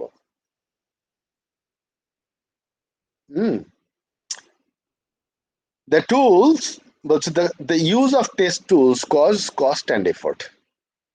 So tools আপনি মনে করছেন ফ্রি না, যখনই আপনি দেখবেন যে ফ্রি, দেখবেন তার লার্নিং কার্ভ বড়, শিখতে শিখতেই অনেক সময় চলে যাবে। তা আপনি চিন্তা করে দেখেন, কোম্পানিতে চাকরি করেন, আপনি সবসময় হিসাব করে দেখবেন যে পার আওয়ার আপনাকে কতটা করে টাকা দেয় কোম্পানি। পার আওয়ার যতটুকু আপনাকে টাকা দেয় তার 3 গুণ বেশি খরচ হয়, আরো মানে আরো দ্বিগুণ খরচ হয়। মানে আপনার টাকা প্লাস হচ্ছে আপনাকে ওইখানে তার বিজনেসে চালিয়ে রাখার জন্য আপনার পিছনে আসলে অনেক খরচ। হ্যাঁ, আপনার অ্যাকোমোডেশন, আপনার ওখানকার না থাকলে সেটা অন্য কাজে ব্যবহার করতে পারতো। হ্যাঁ, সব মিলে ধরেন 3 গুণ বেশি হিসাব করবেন আপনি পার আওয়ার। সো ধরে নিলাম পার আওয়ার আপনি পান হচ্ছে 1000 টাকা। তাহলে আপনি যদি একটা টুলস ইউজ করার সময় যদি 40 আওয়ার্স শিখতে চান, তাহলে 40 আওয়ার্স ইন্টু 1000, দেখেন আপনার 40,000 টাকা খরচ হচ্ছে আপনার ওই টুলসটা ইনকর্পোরেট করতে একজনের জন্য। এখন আপনি সবাইকে শিখান, এবার কত টাকা লাগবে এবার হিসাব করে দেখেন। 10 জন থাকে, 4 লাখ টাকা শেষ। তার মানে টুলসের দাম কি নাই না, ফ্রি অফ কস্ট পাওয়া যায়, কিন্তু লার্নিং কার্ভ বেশি। সো কস্ট এবং এফোর্ট দুটাই দেওয়া লাগে আমাদের। আর এইটা দেওয়ার পরে যদি ওটার ম্যাক্সিমাম ইউটিলাইজেশন না করা যায়, তাহলে কি আমরা ইফেক্টিভ বলবো? বলা যাবে না। So providing appropriate tool, developing the required tool skills, installing tool in the system environment, possible adjacent tool to the system setting parameters, ensuring system operation administration effort, change over time preparing the different taste. Change over বলতে বোঝাচ্ছে কোনো tools যদি implement করতে যান, তাহলে আগের tools থেকে বা আগের ম্যানুয়াল সিস্টেম থেকে টুলসে আসার জন্য যে প্ল্যানিং এবং যে কস্টিং, হ্যাঁ, time and effort of operating tools, এত কিছু আমার এফোর্ট এবং কস্টিং এর মধ্যে পড়ে যায় কিন্তু। সো আমরা শুধু দেখি ফ্রি অফ কস্ট না, অনেক কিছু দেখলাম আমরা, শুধু শেখাও না। The advantages of using tools must be weighted, কি বলে, outweighed this cost. সো আমাদের কস্ট বেনিফিট অ্যানালাইসিস করা দরকার টুলসের। হ্যাঁ, যে ডেপ্লয়মেন্ট করতে গেলে কস্ট বেনিফিট অ্যানালাইসিস কি হবে, যে কতটুকু কস্ট যাচ্ছে আর তার বেনিফিট কতটুকু পাবো। যদি সমান সমান হয় তারপরেও চলে, কিন্তু বেশিরভাগ ক্ষেত্রে দেখা যায় কস্টই বেশি হয়ে গেছে, বেনিফিটটা আমরা তত পাচ্ছি না। ইমপ্লিমেন্ট করার পরে একদম বলে স্যার এটার থেকে তো আর একটা ভালো ছিল, শেষ। In some cases, the total benefit will only show. আপনার খালি দেখাবেন যে এতে আর অনেক কিছু করা যায়, এই টুলস হচ্ছে খুবই ভালো, হ্যাঁ, বেশি করে দেখানো হয়। যেমন দেখবেন যে আপনি একটা বাড়ি বানাতে গিয়ে আপনাকে যারা কন্ট্রাক্টর তারা বলবে যে আপনি ধরেন আপনাকে বলে দিলে 50 লাখ টাকার একটা হিসাব, আপনি বানাতে গিয়ে দেখবেন 1 কোটি টাকাও হচ্ছে না। সো আপনাকে প্রথমে কষ্ট কমিয়ে দেখানো হয়, নামাই দেয় আপনাকে, নামানোর পরে পানিতে নামাই দিয়ে বলে এখন সাঁতার কাটেন, শিখেন সাঁতার। সাঁতার তো আর জানেন না আপনি, হাবুডুবু খাবেন আর শিখবেন। সো টেস্ট টুলস নিয়েও একই রকম ঘটনা ঘটে। সো হুট করে আপনি এই টুলস ব্যবহার করবেন, এই সিদ্ধান্ত কিন্তু খুব বড় ধরনের সিদ্ধান্ত, এত সহজ না ব্যাপারটা। টুলস দুম করে আমরা এটা নিয়ে ফেললাম, নিয়ে বললাম যে ইউজ করেন, দেখবেন যে বুমেরাং হয়ে যেতে পারে আপনার টুলস এর ব্যাপারটা। বড় ধরনের ডিসিশন এগুলা, কিন্তু এই যে যার জন্যই আপনার ইয়েতে নিয়ে আসছে, ম্যানেজমেন্ট পয়েন্ট অফ ভিউ থেকে দেখতেছি আমরা। So in some cases the total benefit will only show for tools used in more than one or in all projects. So reducing tools এর আসলে কাজ কি? টুলস হচ্ছে লিভারেজ দেয়, তাই না? টুলস হচ্ছে আমাদেরকে লিভারেজ দেয়। কিরকম? টোটাল হিউম্যান রিসোর্স রিডিউস করা যায়। রিডিউস বলতে চাকরি চলে যাওয়া না, হিউম্যান রিসোর্সের যে ইউটিলাইজেশন, সেই যা কাজ করছিলেন সেটাকে কমিয়ে আমি ওই মানুষটাকে অন্য ভালো কাজে লাগাতে পারি আরো, ক্লারিক্যাল না করে, কাজ না করে। So allocating activities to the test tools and supporting and finding speeding up the manual task, এটা তো টেস্ট টুলস এর আসলে সুবিধা। Increasing the quality of the test execution. So আমরা অনেক সময় দেখা যায় যে স্লো এক্সিকিউশন করতে গেলে অনেক সময় আমরা টাইমে যেমন কভার করতে পারি না, আবার গরম থাকে না। গরম থাকা মানে বুঝেন, মানে আপনি যদি আস্তে আস্তে বাড়ি দেন ম্যানুয়ালি, তাহলে লোহা গরম থাকবে কতক্ষণ। কিন্তু যদি আমি মেশিন দিয়ে বাড়ি দিতাম, দেখা গেল যে আমার পুরো একটা লোহার জিনিস বানাতে কয়েক সেকেন্ডের মধ্যে হয়ে যেত, যদি আমি ওরকম যদি মেশিন দিয়ে বাড়ি দেওয়া হইতাম। আর মানুষ যদি হেইও করে একটা মারবে, কয়েকটা মারার পর আবার দেখবেন যে লোহা আবার গরম করতে হয়। সো আমি যদি মেশিন দিয়ে টেস্ট করতাম, টেস্ট এক্সিকিউশন যদি করতাম, তাহলে এটা খুব দ্রুত ইফেক্টিভলি কাজ করা যেত। এই জন্য দরকার। আইটারেটিং দ্য আইডেন্টিক্যাল অ্যাক্টিভিটিস, একই জিনিস বারবার করছেন তো মেশিনকে দেন। Automating evaluation of providing objective measurements, হ্যাঁ, আমরা অটোমেটিক ইভ্যালুয়েট করতে পারি যে test pass fail criteria set করে দিয়ে। and higher potential of test controlling, so managing data with the test tools enables delivery of evaluation। তার মানে হচ্ছে আমি ডাইভার্সিটি অফ এভলিউশন, আমি আমার এফোর্টটা দেব হচ্ছে হিউম্যানলি, এক্সপার্ট সিস্টেমের মতো। মেশিন আমার রেগুলার কাজ করে দেবে, কিন্তু আমার চোখ থাকবে তখন হচ্ছে অনেক ডেটা সায়েন্সের দিকে, আমার চোখ থাকবে হচ্ছে প্রজ্ঞা নিয়ে আসবো এর ভিতরে, আমার চোখ থাকবে আরো কিভাবে ইমপ্রুভ করা যায়। তখন আমরা সুপারভাইজ করব মেশিনকে সুপারভাইজ করব, এরকম যে আমরা তাকায় দেখবো কেমনে কাজ করছে, কি করছে, আচ্ছা কি করা যায়, এটাকে আর একটু ফাস্টার করা যায়, আরো ইফেক্টিভ কি করা যায়, আর যে সমস্ত বটল নেক গুলো আছে সেটা কিভাবে দূর করা যায়। মানুষের ব্রেন ওইগুলাতে কাজ করবে। আর যদি আপনাকে আমি সবসময় খালি ওই ক্লারিক্যাল কাজে বসায় রাখি, তাহলে আপনার ব্রেন তো কাজ করবে না। সারাদিন আপনি কাজ করতে করতে ঘেমে বাসায় ফিরবেন, কি কাজ করছেন, একই কাজ করে যান সারা বছর ধরে। তো are you human or machine? আর আপনি মেশিন হলে দ্রুত করতে পারতেন, আপনি মেশিন না। আমাদের কিছু লিমিটেশন আছে, আমরা আলোর গতিতে কাজ করতে পারি না। বাট মানুষ যেটা করতে পারে, থিঙ্ক করতে পারে, মানুষ যেটা করতে পারে ইনোভেট করতে পারে, মানুষ যেটা করতে পারে সেটা হচ্ছে প্রজ্ঞা আছে মানুষের, মেশিনের নাই। সো আমাদের কাজ হচ্ছে আসলে প্রজ্ঞা তৈরি করা। আপনাদেরকে একটা জিনিস আমি কি কখনো শেয়ার করেছি, মানুষের ব্রেইনের ক্যাপাসিটির কতটুকু ইউজ করতে পারে মানুষ?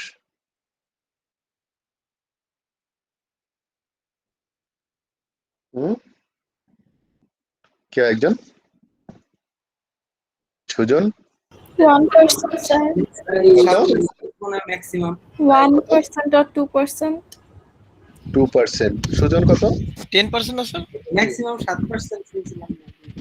ম্যাক্সিমাম মানুষ, সাধারণ মানুষ 2% ইউজ করতে পারে, আইনস্টাইন নাকি 4% ইউজ করতে পারতো। আপনি চিন্তা করে দেখেন যে 4% ইউজ করার জন্য কি আল্লাহ তাআলা এত বড় প্রসেসর দিয়ে রাখছে আমাদের? তো তার মানে কি আমাদের স্কোপ আছে আরো 96% আমরা ব্যবহার করি না। আপনি প্রসেসর কিনবেন কি বলে সুপার কম্পিউটারের, আর আপনি ইউজ করবেন এমএস ওয়ার্ডে টাইপ করার জন্য না।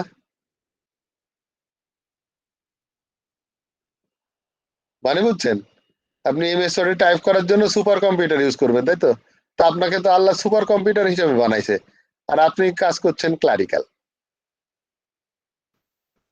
স্যার এই যে এটা বলে আর কি যে 10% ইউজ হয়, এটা আসলে স্যার মেবি একটা মিথ, আসলে এরকম না নাকি ব্যাপারটা?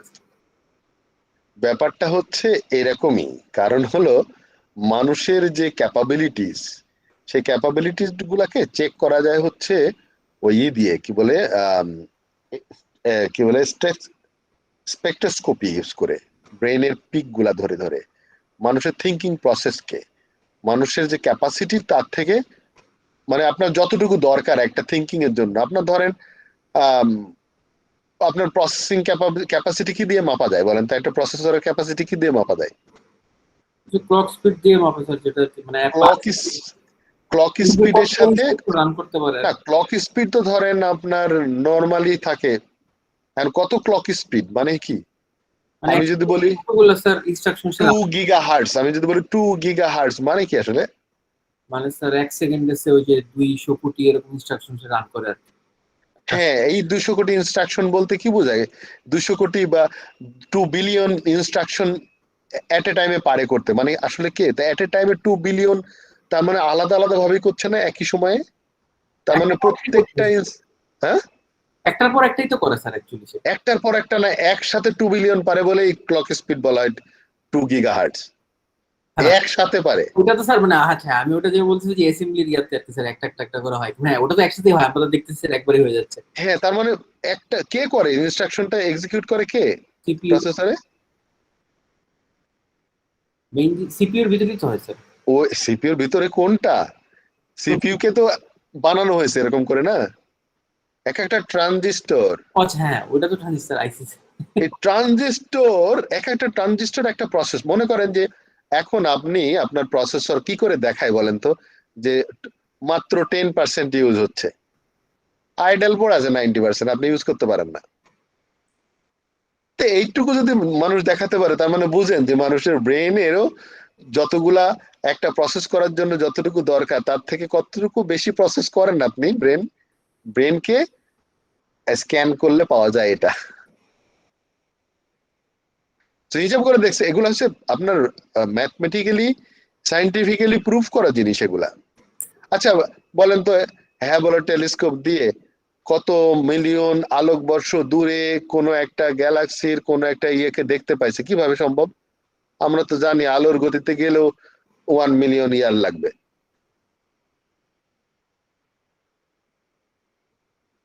তো there is a science. Anyway, অন্য লাইনে চলে যাচ্ছে আমি। সেটা হচ্ছে যে মানুষের ব্রেনের ক্যাপাসিটি এত কিন্তু ইউজ করতে পারে না মানুষ। ফর এক্সাম্পল আমি বাদ দিলাম, আপনার কথায় ধরে নিলাম যে হাইপো, হ্যাঁ আচ্ছা আপনি চিন্তা করে দেখেন তো, একজন সায়েন্টিস্টের ব্রেন আর একজন রিকশালার ব্রেন, আপনি বলেন এখন কার ব্রেনের প্রসেসিং ক্যাপাসিটি কত? স্যার এখানে ওই যে ওই একটা স্টাডিতে যেটা বলছে সেটা হচ্ছে যে মানে ওই অ্যাঙ্গেলটা ছিল ডিফারেন্ট। ওখানে বলছিল যে স্যার আমাদের ব্রেন অলওয়েজ অ্যাক্টিভ, কারণ আমরা যখন ঘুমায় থাকি তখন আমাদের বডিতে যে কাজগুলো হয়, ব্রেন অলওয়েজ প্রসেসর অন থাকে, তার সে কাজ করে যাচ্ছে অল টাইম। এখানে যে 10% বা সেটা এটা মিথ কেন বলে, কারণ হচ্ছে স্যার ওই যে বললেন যে একজন রিকশাওয়ালার ব্রেন, কারণ তার ব্রেন ইউজ হয় না, মানে আমাদের ব্রেনের ক্যাপাসিটিটা স্কেলেবল স্যার, এটা যদি আমি যত বেশি ইউজ করব তত বেশি সে আমাকে আউটপুট দিবে, সেটা স্কেল করা যায়, এটা স্কেলেবল স্যার। ওইটাই তো বলছি। তার মানে আমরা ইউজ করতে পারছি, ধরেন একজন রিকশালা ইউজ করতে পারছে যতটুকু, তার হয়তো 1000 গুণ বেশি ইউজ করতে পারে একজন ইঞ্জিনিয়ার বা একজন সায়েন্টিস্ট। ওইটার স্যার একটা কারণ, এটা এই জন্য বলে যে স্যার আমাদের ব্রেনের ওয়েট হচ্ছে আমাদের বডি ওয়েটের 3 থেকে 5%, 5 থেকে 10% ম্যাক্সিমাম, মানে মাথার ওয়েট। যদিও মানুষ মানে কড়াটা যারা মানে যারা শরীর মানে মেরুদণ্ডী প্রাণীর মধ্যে মানুষের ব্রেনের ওয়েট বডি ওয়েটের রেশিওর তুলনায় সবচেয়ে বেশি আর কি। মানে আমাদের ব্রেন সবচেয়ে ভারী, তারপরেও 5%-এর বেশি না, 5 থেকে 7%। কিন্তু আমাদের বডিতে টোটাল যত অক্সিজেন লাগে তার 25% ব্রেনই ইউজ হচ্ছে অল টাইম। হ্যাঁ, তার মানে ওটা কেন লাগে, এটা একটা পাওয়ার লাগতেছে ওখানে, এবং ওখানে কুলিং মেশিনও ইউজ করা হয় যাতে করে গরম না হয়ে যায়। আমাদের যেমন প্রসেসরের উপরে কুলিং ফ্যান থাকে না, ওই ব্রেনেরও কুলিং এর ব্যবস্থা আছে, যার জন্য অক্সিজেন বেশি লাগে। অক্সিজেন না গেলে হট হয়ে যাবে ব্রেন। ওখানে যেমন ব্লাড সার্কুলেশনও বেশি, ব্লাড সার্কুলেশন কিন্তু আগে প্রথমে ব্রেনকে দেওয়া হয়। এনিওয়ে, আমি যেটা বলতে চাচ্ছি সেটা হলো যে আমাদের মানুষের যে ব্রেনের ক্যাপাসিটি যতটুকু ব্যবহার করার কথা তার থেকে খুব কম ব্যবহার করি আমরা। স্কেলেবল, তাহলে আল্লাহ এত বড় স্কেলিং করে রাখছে, তাহলে মানুষের কাজ কি পরিমাণ হওয়া উচিত বলেন তো? কেন এটা রাখলো?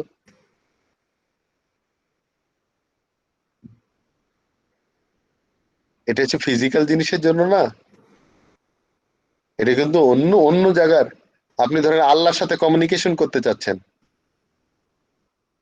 সো দ্যাট 96% ইউজ করতে পারেন শুধু আপনি আল্লাহর সাথে কমিউনিকেশন করার ব্যাপারে। That is a different dimension of your brain. ওটা শুধুমাত্র আমরা বস্তুগত জিনিসের জন্য 4%ই যথেষ্ট।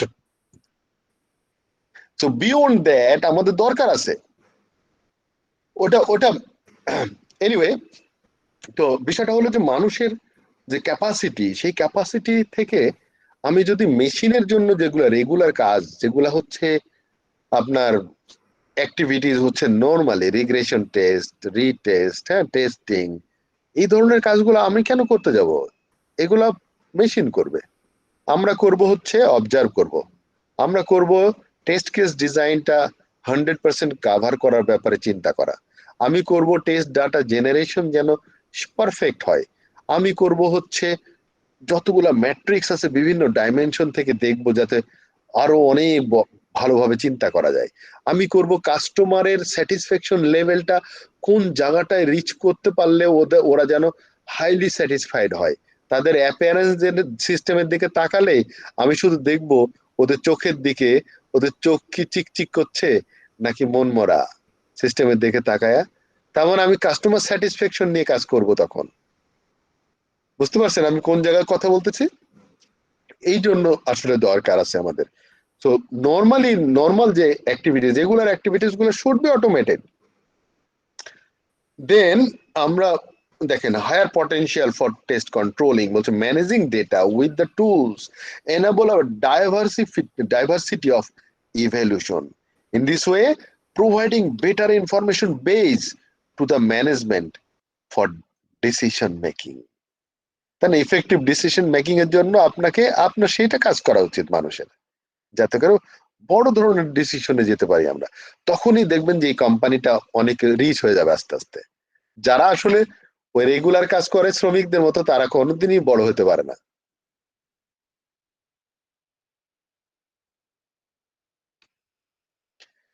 দেন রিস্ক অ্যান্ড টুলস বলছে quality deviations of the tools deployed. যেমন functionality if the test tools do not meet expectation, মনে হয়েছিল টুলসটা ভালো কিন্তু যা মনে করেছিলাম সেরকম না, মাকাল ফল কিনছি পয়সা দিয়ে, হয়ে যেতে পারে যতটুকু মনে করছিলাম ডেমনস্ট্রেশন যা দেখাইছিল ততটুকু না আসলে বিষয়টা, বা যতটুকু ব্যবহার করার জন্য মনে করছিলাম সহজ হবে, সহজ না, অনেক ঘুরিয়ে পেঁচিয়ে ইউজ করতে হয় এটা, তার ইফেক্টিভনেসটা অত বেশি না, আমি অন্য সাথে অ্যাডজাস্টমেন্ট করতে পারছি না, ভালো কিন্তু রিজিড। আমার দরকার ছিল ডাটা নিয়ে আসা প্লাগ ইনের মতো করে, পাচ্ছি না, ওখানে নাই, ইন্টারফেস নাই। আদার quality requirements are not mate.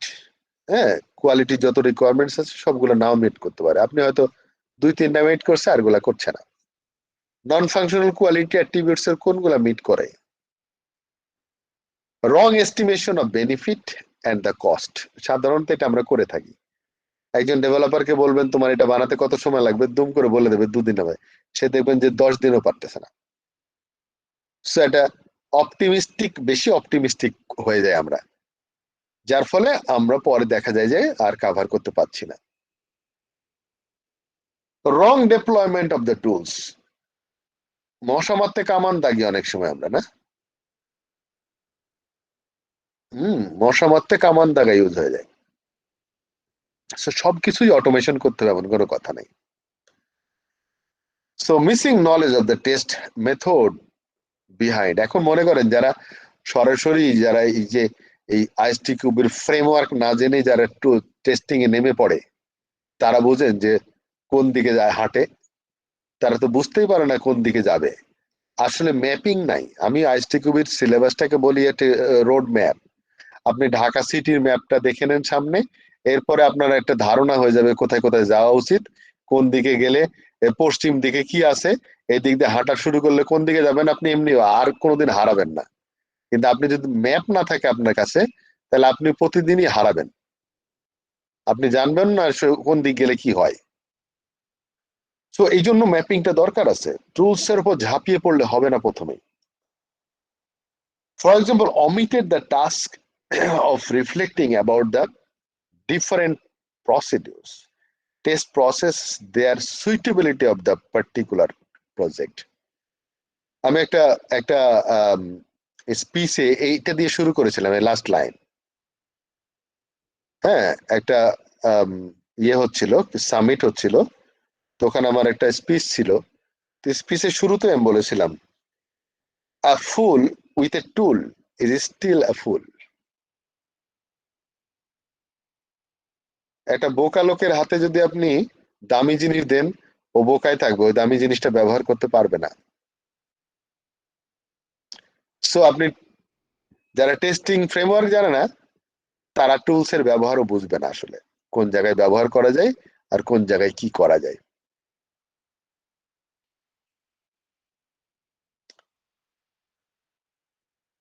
Test automation tools or test robots, the mere recording of the test sequence usually not enough. The test script must be written, altered, changed, rework. তার মানে কি, আপনি robot বলা মানেই হচ্ছে যে আপনি test automation করে ফেলবেন আর রোবট দিয়ে, এত সোজা না। আপনি করবেন, কিন্তু আপনাকে বারবার আপনাকে রিভিউ করতে হবে, আপনাকে রিরাইট করতে হবে, নতুন আসলে টেস্ট টেস্ট কেস চেঞ্জ করতে হবে। হ্যাঁ, অনেক কিছু কাজ করার আছে। অতএব অনেকে মনে করে যে আমি একটা রোবট কিনে নিয়ে আসি আর টেস্টার লাগবে না। Not like that. টেস্টাররা তখন রোবটের ঘাড়ে চড়ে বসতে পারবে, টেস্টাররা দ্রুত গতিতে যেতে পারবে রোবটে চড়ে, কিন্তু রোবটকে চালাতে হবে টেস্টারদেরই। রোবট নিজে নিজে চলতে পারে না, রোবটকে গাইড করতে হয়, রোবটকে লার্ন করাতে হয়। So developers skills, knowledge are on scripting are always needed when deploying test robot. So test robot যদি আপনি ব্যবহার করতে চান, you have to have the strong programming skill. তো তার মানে ঘুরে ফিরে আপনাকে বারবার আমরা বলছি, টেস্টিং এ আছেন, ভালো আছেন, কিন্তু প্রোগ্রামিং শেখেন, না হলে বেশি দিন টিকবেন না, লস্ট হয়ে যাবেন মার্কেট থেকে। So the expected results of the test have to be delivered for automated evaluations and comparisons, otherwise potential might be wasted. So আপনি যতভাবে টুলস ইউজ করেন, আপনার পটেনশিয়াল ধরে রাখতে পারবেন না যদি না আপনি এটাকে ইফেক্টিভলি ইউজ করতে না শিখেন।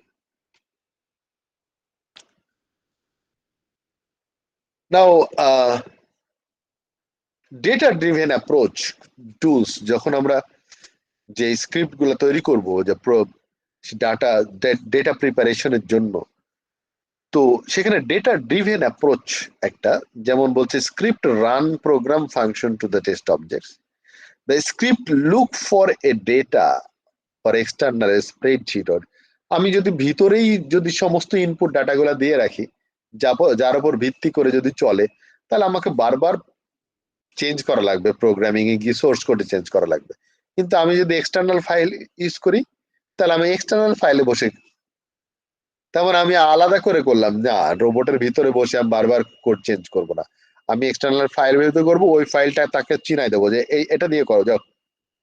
So this is called data driven approach.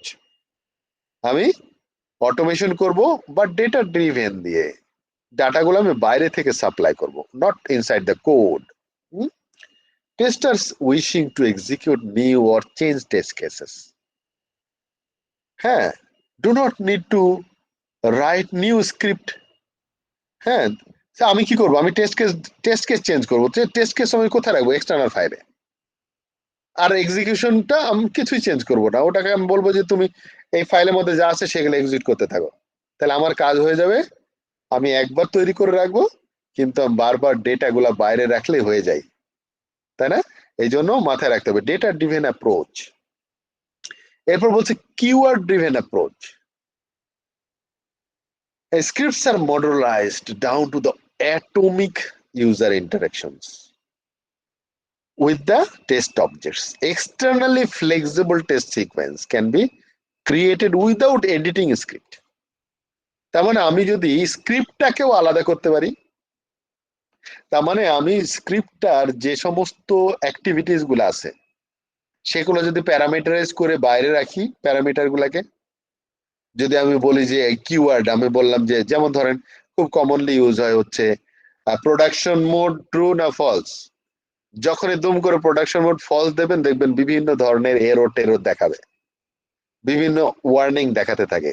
কিন্তু যখনই আমরা ডিপ্লয় করি, ডিপ্লয় করার আগে প্রোডাকশন মোড অন করে দিই, তার মানে অনেক এরর্স আর কাস্টমাররা যেন দেখতে না পায়, কারণ কাস্টমারও এরর দেখে ওয়ার্নিং দেখে লাভ নাই, প্যানিক হবে। বা ডেভেলপমেন্টের সময় আমরা অন করে রাখি যাতে যত ধরনের এরর্স এবং ইয়েগুলা থাকে যেগুলো আমাকে ক্র্যাশ করে করে দেখায়, এই যে দেখো তোমার এরর আছে। বাট কাস্টমারের কাছে যখন দেবো ডেভেলপমেন্ট অন, সাথে সাথে এক্সেপশন হ্যান্ডেলিং করে তাকে ধরে রাখবে, না তোমার তোমার এত কিছু দেখার দরকার নাই।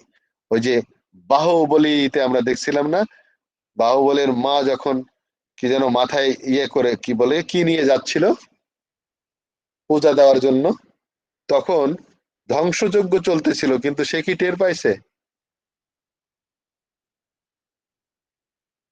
সো আমরা ওরকম পর্যায়ে যেতে পারি যে কিওয়ার্ড ড্রিভেন অ্যাপ্রোচ, তাহলে আর একটু লেভেল অফ ফ্লেক্সিবল আমার এক্সিকিউশনের জন্য, যে আমি অনেক কিছুই বাইরে রাখতে পারবো।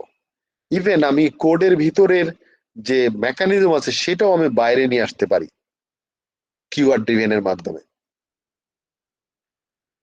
টেস্ট ডেটাস আর ইনভোকড ফাংশনস, ফাংশনকে ইনভোক করার ব্যাপার, তার মানে ফাংশনও আমি ইচ্ছা করলে বাইরে রাখতে পারি, মডেল বেজের মধ্যে রাখতে পারি। কিরকম? সোর্স কোডটা আমি ডেটাবেজের মধ্যে রাখতে পারি, কেমন জানেন? যে আমি বললাম যে এখন এই ফাংশনটা আমি চেঞ্জ করলাম, তার মানে স্ক্রিপ্টের মধ্যে রোবটের মধ্যে চেঞ্জ করার দরকার নাই, আমি একটা ইন্টারফেস বাইরে রেখে দিলাম, তার ভিতরে কোড লেখার জায়গা রেখে দিলাম ধরেন, বা সেখানে আমি কোড সিলেকশন বলবো না তুমি এইটা এই ফাংশনটা এখন চালাও না, ওই ফাংশনটা চালাও। সো প্যারামিটারাইজড বেস এগুলা কিওয়ার্ড ড্রিভেন। প্রবলেম কি এটার আবার? Necessary external data will grow fast. তো সব আমি যদি বাইরে নিয়ে আসতে চাই, তাহলে তো এটাও হ্যান্ডেল করা একটা কমপ্লেক্সিটির মধ্যে চলে আসবে, তখন অনেক বেশি নলেজ লাগবে আপনার।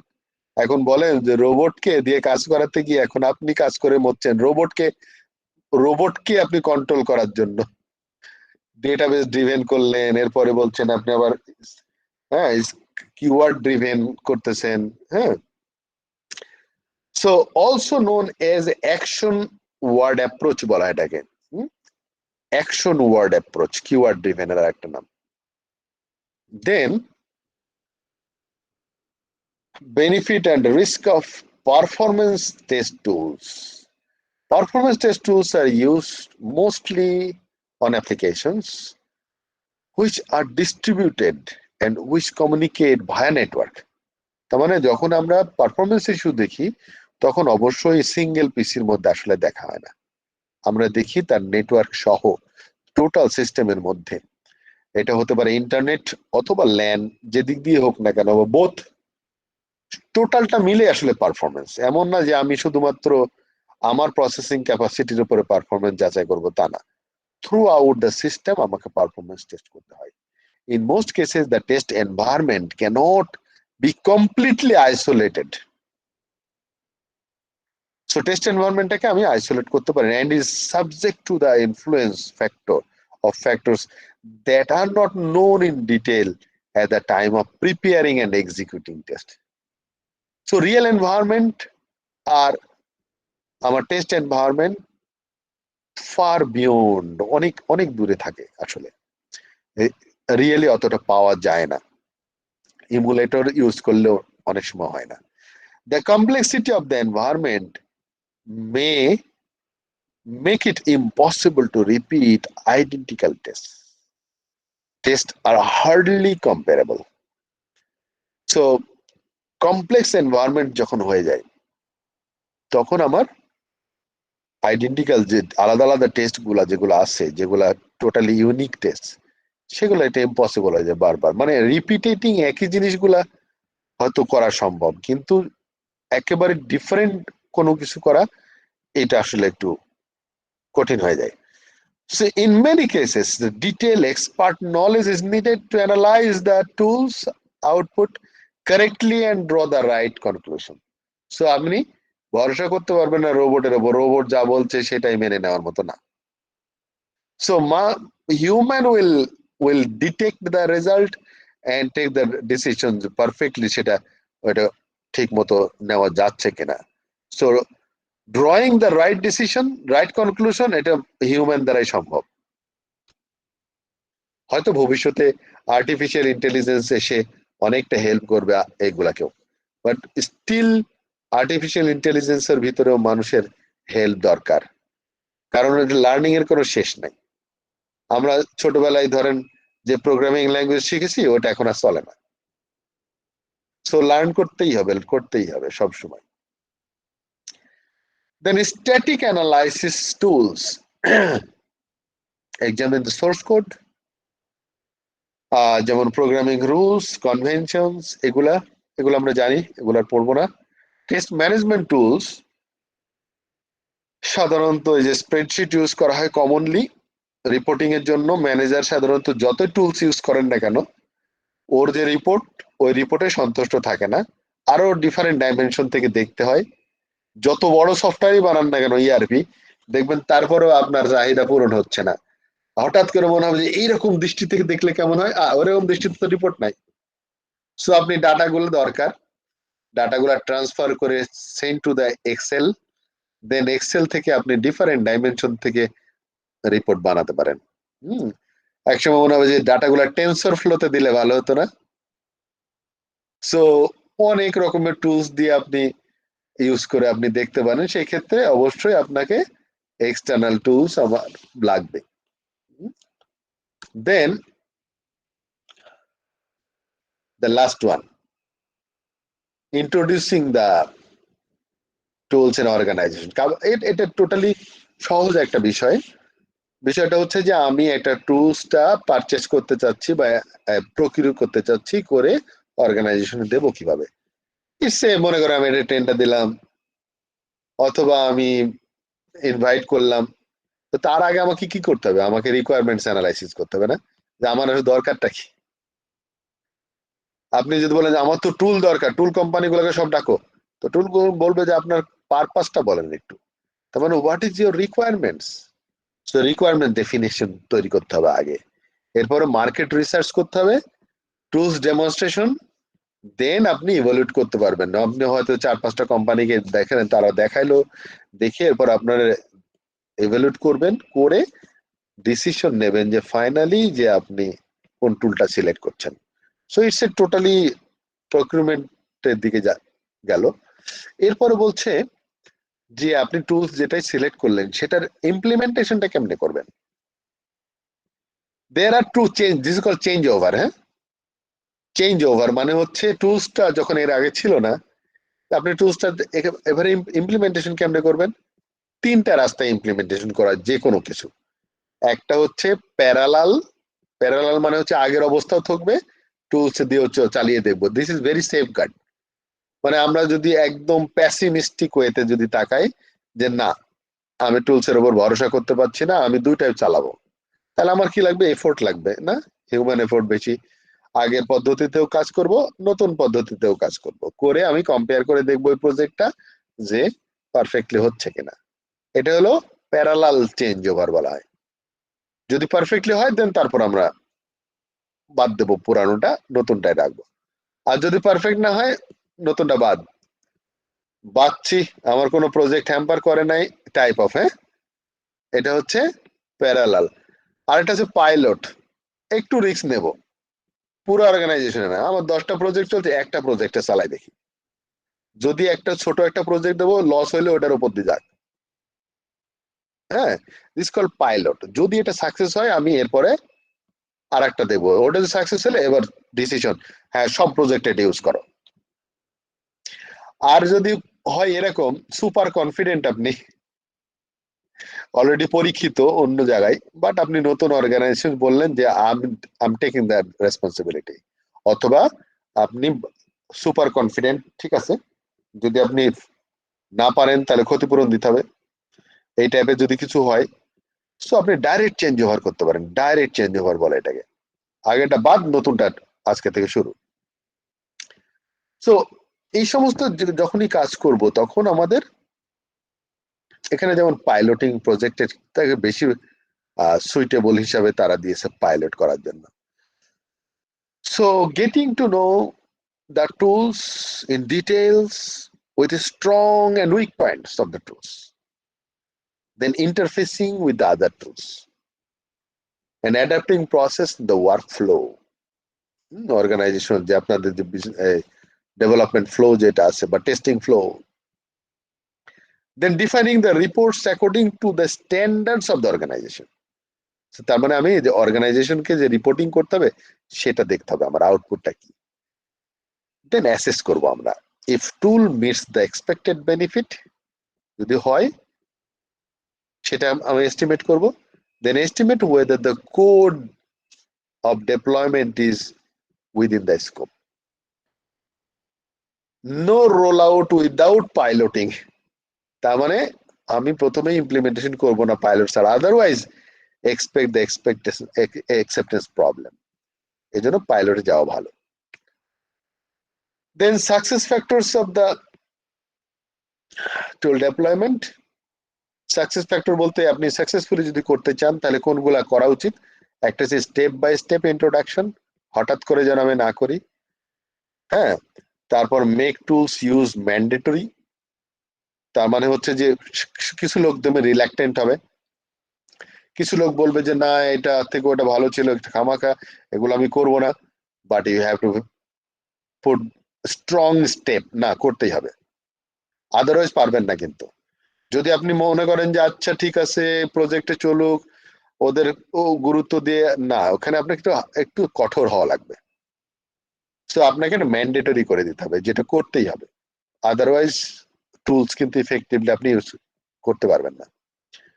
দেন user guidelines necessary for tools deployment, এগুলো যেন অ্যাভেলেবল থাকে। User must access to the adequate training. হ্যাঁ, তারপরে কুইক সাপোর্ট যেমন SLA, and experience gain from the tools deployment should be made available for all users, সবার জন্য যেন এটা থাকে। The actual use of the tools should be followed up so that the necessary intervention can be made to improve its acceptance. So this is all the success factors if you want to implement any tool in your organization. Then আমাদের syllabus শেষ।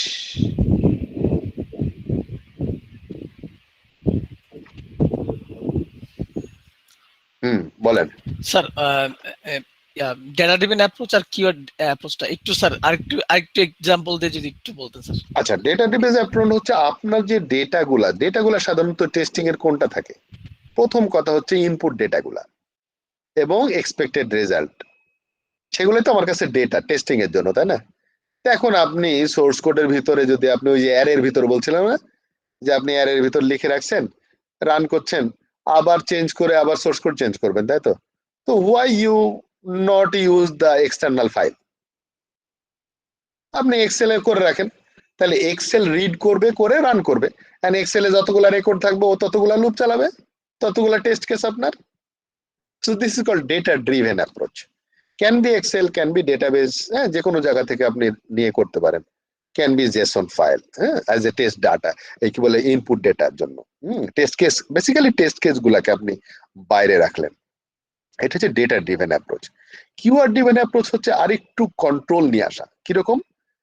যে আমার মনে হলো যে না, test করার সময় ওই মেথড অ্যাপ্রোচে করবো না, আরেকটা অ্যাপ্রোচে করবো। তো আরেকটা অ্যাপ্রোচে করার জন্য আপনি কোথাও কেমনে সিলেক্ট করবেন? যদি আপনি সোর্স কোডের মধ্যে বারবার চেঞ্জ করবেন, সো আপনি ওইগুলার প্যারামিটার যেন বাইরে রেখে দিতে পারেন কোথাও। হ্যাঁ, যে আমি ওখানে চেঞ্জ করব।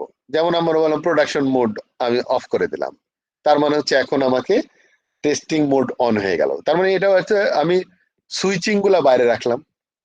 This is called action oriented. যে আমি বললাম যে আমার অনেকগুলো অ্যালগোরিদম আছে, আমি এই টেস্ট কেস গুলা এই ডিফারেন্ট অ্যালগোরিদমে করব। মানে অ্যালগোরিদম টেস্ট করতে যাচ্ছি না, আমার টেস্ট অবজেক্ট আলাদা, কিন্তু আমি ডিফারেন্ট অ্যাপ্রোচে, সেই ডিফারেন্ট অ্যাপ্রোচ গুলো যদি আমি প্যারামিটার সেটিং এর মধ্যে সেট করে দিতে পারতাম, একটা ধরেন সেটিং ফাইল আছে আমার, সেখানে আমি বলে দিলাম যে method method equal to linear regression, সাথে সাথে আমার চলে গেল আমার টেস্টিং অ্যাপ্রোচ, কিন্তু সোর্স কোডের চেঞ্জ করলাম না, করলাম এখানে। So this is called keyword driven approach. মানে sir more specific, more control, মূল কন্ট্রোল নিয়ে আসা, হ্যাঁ। কন্ট্রোল নিয়ে আসা, মানে আমি যেটুকু চাচ্ছি, যেটা চাচ্ছি ওই অনুযায়ী আমার ওই অ্যাপ্রোচটাকে ইউজ করা ওই ইউজ করাটা, টেস্টের হ্যাঁ। জন্য। আচ্ছা, আদারওয়াইজ হচ্ছে রোবটের বারবার আপনি রোবটের সোর্স কোড চেঞ্জ করবেন, এটা কেমন লাগবে? সো রোবট এখন বলছি, কিন্তু মনে করেন যে আপনার টেস্ট কেসেরই, আপনি টেস্ট স্ক্রিপ্ট গুলা যদি বারবার চেঞ্জ করা লাগে, আপনার টেস্ট কেস নতুন আসলো, আপনি চেঞ্জ করতে হচ্ছে সোর্স কোডে বসে, কেন? সো আপনি যাবেন কি ডেটাবেস, ডেটা ড্রিভেন অ্যাপ্রোচে চলে যান, তাহলে আর আপনার বারবার এটা চেঞ্জ করা লাগবে না। হ্যাঁ, তারপর আপনি বললেন যে আচ্ছা এই মেথড তো টেস্ট করা হয়েছে, আর একটা মেথডের জন্য আমি কি করব? ও আবার সোর্স কোডে গিয়ে মেথডের নামটা চেঞ্জ করে দেবে না, কল করবেন ওই মেথডটা, এবার কল করো, তার জন্য ডেটা ডেটাগুলো কোথায় আছে সিলেকশন করো, করে আপনি সেট করে দিয়ে আসবেন। না, আমরা করব কি, আমার আলাদা একটা প্যারামিটার থাকবে, এখন আমি অমুক মেথডকে টেস্ট করতে যাচ্ছি, অমুক মেথডের টেস্ট ডাটা কি বলে ইনপুট ডাটা কোথায় আছে, অমুক ফাইল, এখানে বসে চেঞ্জ করে দিলাম, তাহলে আমার সোর্স কোডেও আবার সোর্স কোড থেকে বের হয়ে আসতে পারলাম আমি। মোর কন্ট্রোল আসলে। সো এইগুলো দেখে মনে হচ্ছে না যে অনেক ভালো প্রোগ্রামিং জানা লাগবে? So testing automation is another development.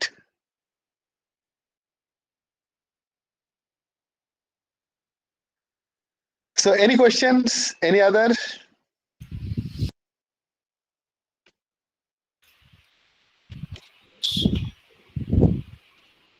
No question, বুঝতে পারছি 11টা বেজে গেছে আমাদের।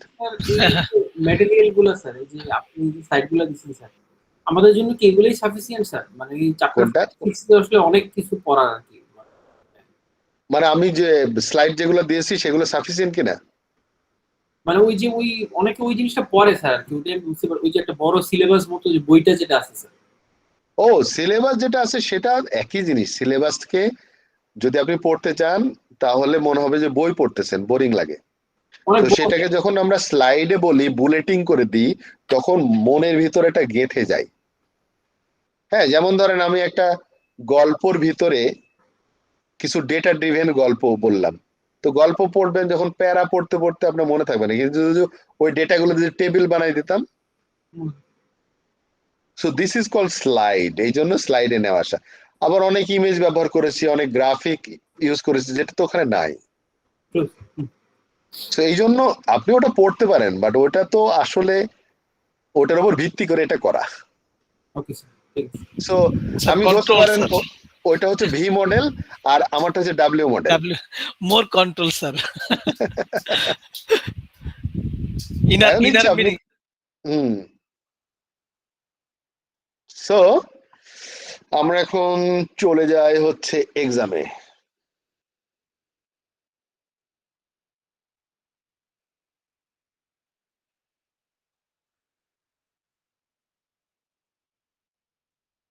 আচ্ছা আমি এই অবস্থায় রেকর্ডটা অফ করে দিই, কারণ খামাখা চলতে থাকবে।